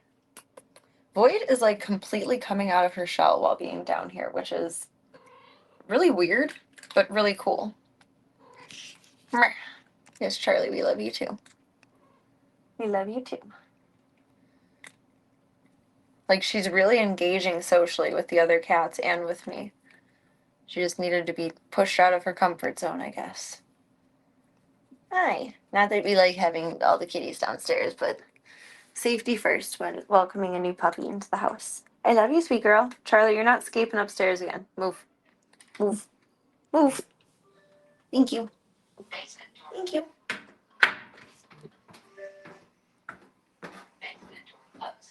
Basement door closed.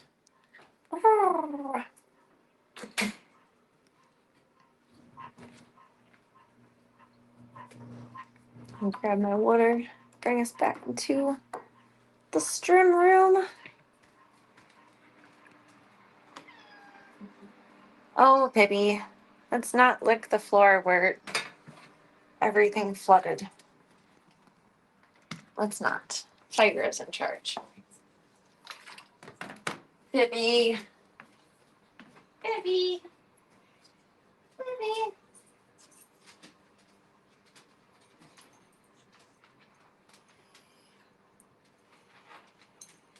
The door has to be open for the court, Mama. It has to. Here, I need this. I can't close the door because it's plugged in the hallway for the fan.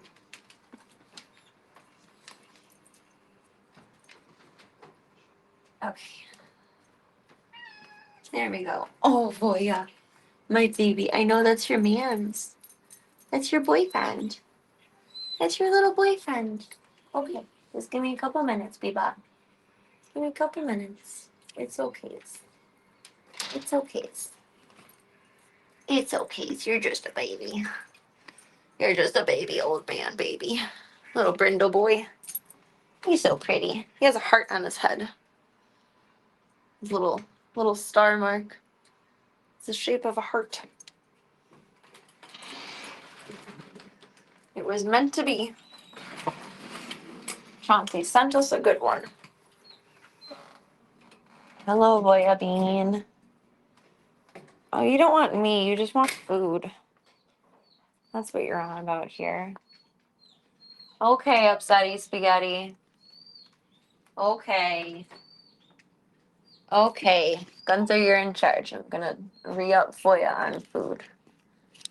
Yum. Yum.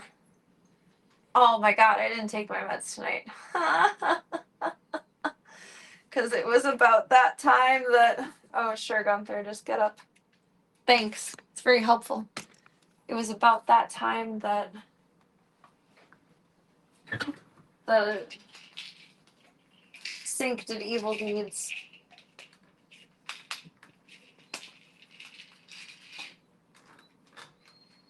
I accept this, but some days I just do not win at life.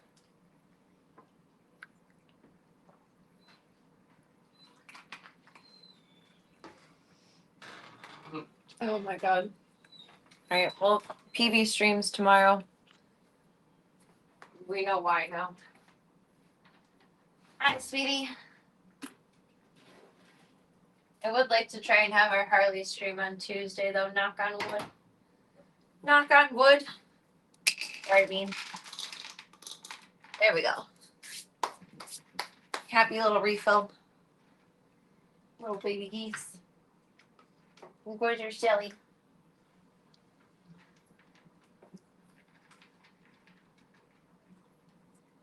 Switch us back. Our main spot here. There we go. Oh, sorry, Gunther. Jeez, I'm walking into everybody. Goodness golly. Goodness golly. Blurp, blurp, blurp, blurp, blurp. Blurp, blurp. Blurp, blurp. What did I do with my hair? I got all excited. I can't believe Gigi came out. I can't believe she ate her snack with us. I captured that on camera.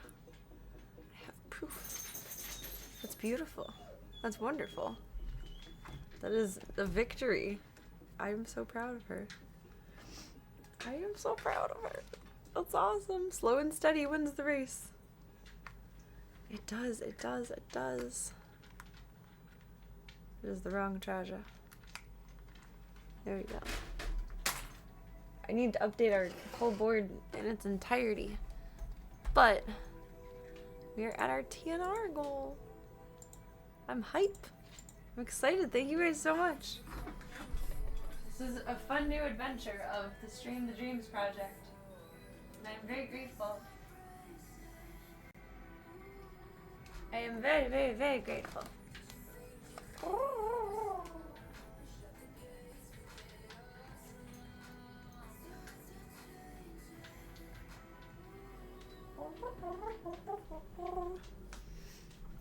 Alright, Club Cult is going to be our night for tonight. We'll cross fingers and paws that Monday is kind to everybody. And thank you all for a wonderful night. Thank you for your time, thank you for your chats, thank you for your support, thank you for being your wonderful selves. More than anything, thank you for your time. Time is very valuable, and it is not free. It is this finite thing that you only get so much of to do whatever you want with. You can make more money, you can make more friends, you can make more spinny screw-on things. You can go for a ride. You can make more hair ties. You cannot make more time. But you can drop hair ties. And thank you so much for yours. I am appreciative. I am grateful. I am humble. And I think you all are wonderful. If you'd like to keep up with me offline, hop into the Disky Boo. Otherwise, we got the fun stuff, socials, some more fun stuff, schedule for when I will see you Bebs next, and the aforementioned Stream the Dreams project. Thank you all so much.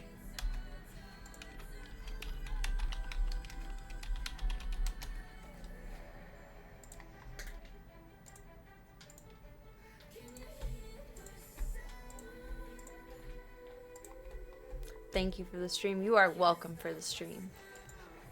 Clocked in just for you, the Mad Topher. Oh, really? Thank you. Thank you all for taking the time to be here tonight and any other night. It's very special. It's very meaningful. It's very magical. I think it's a very high honor in the world to be able to show up for others, but also have others show up for you. And I do not take that for granted for a moment. Thank you for being a part of our group project Z-Milfin tonight.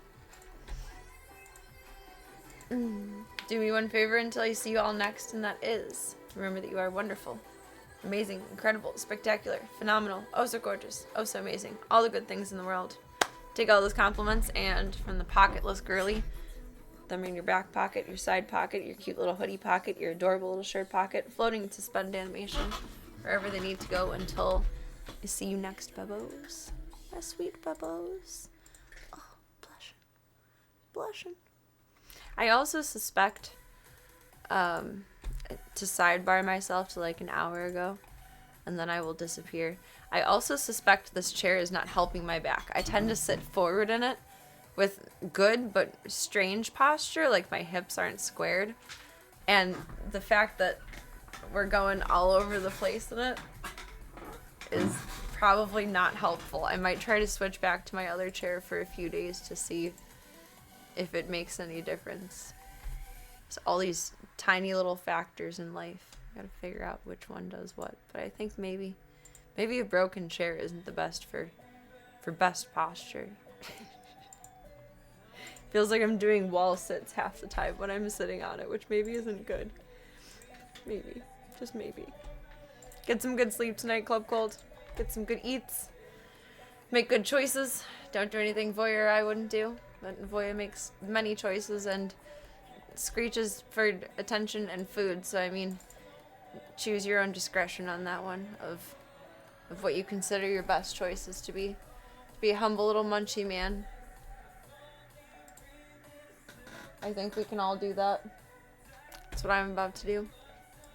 Get some good sleep tonight, Club Cult, and I shall see you for the next one. Thank you for everything tonight, and I will see you, Beb, soon.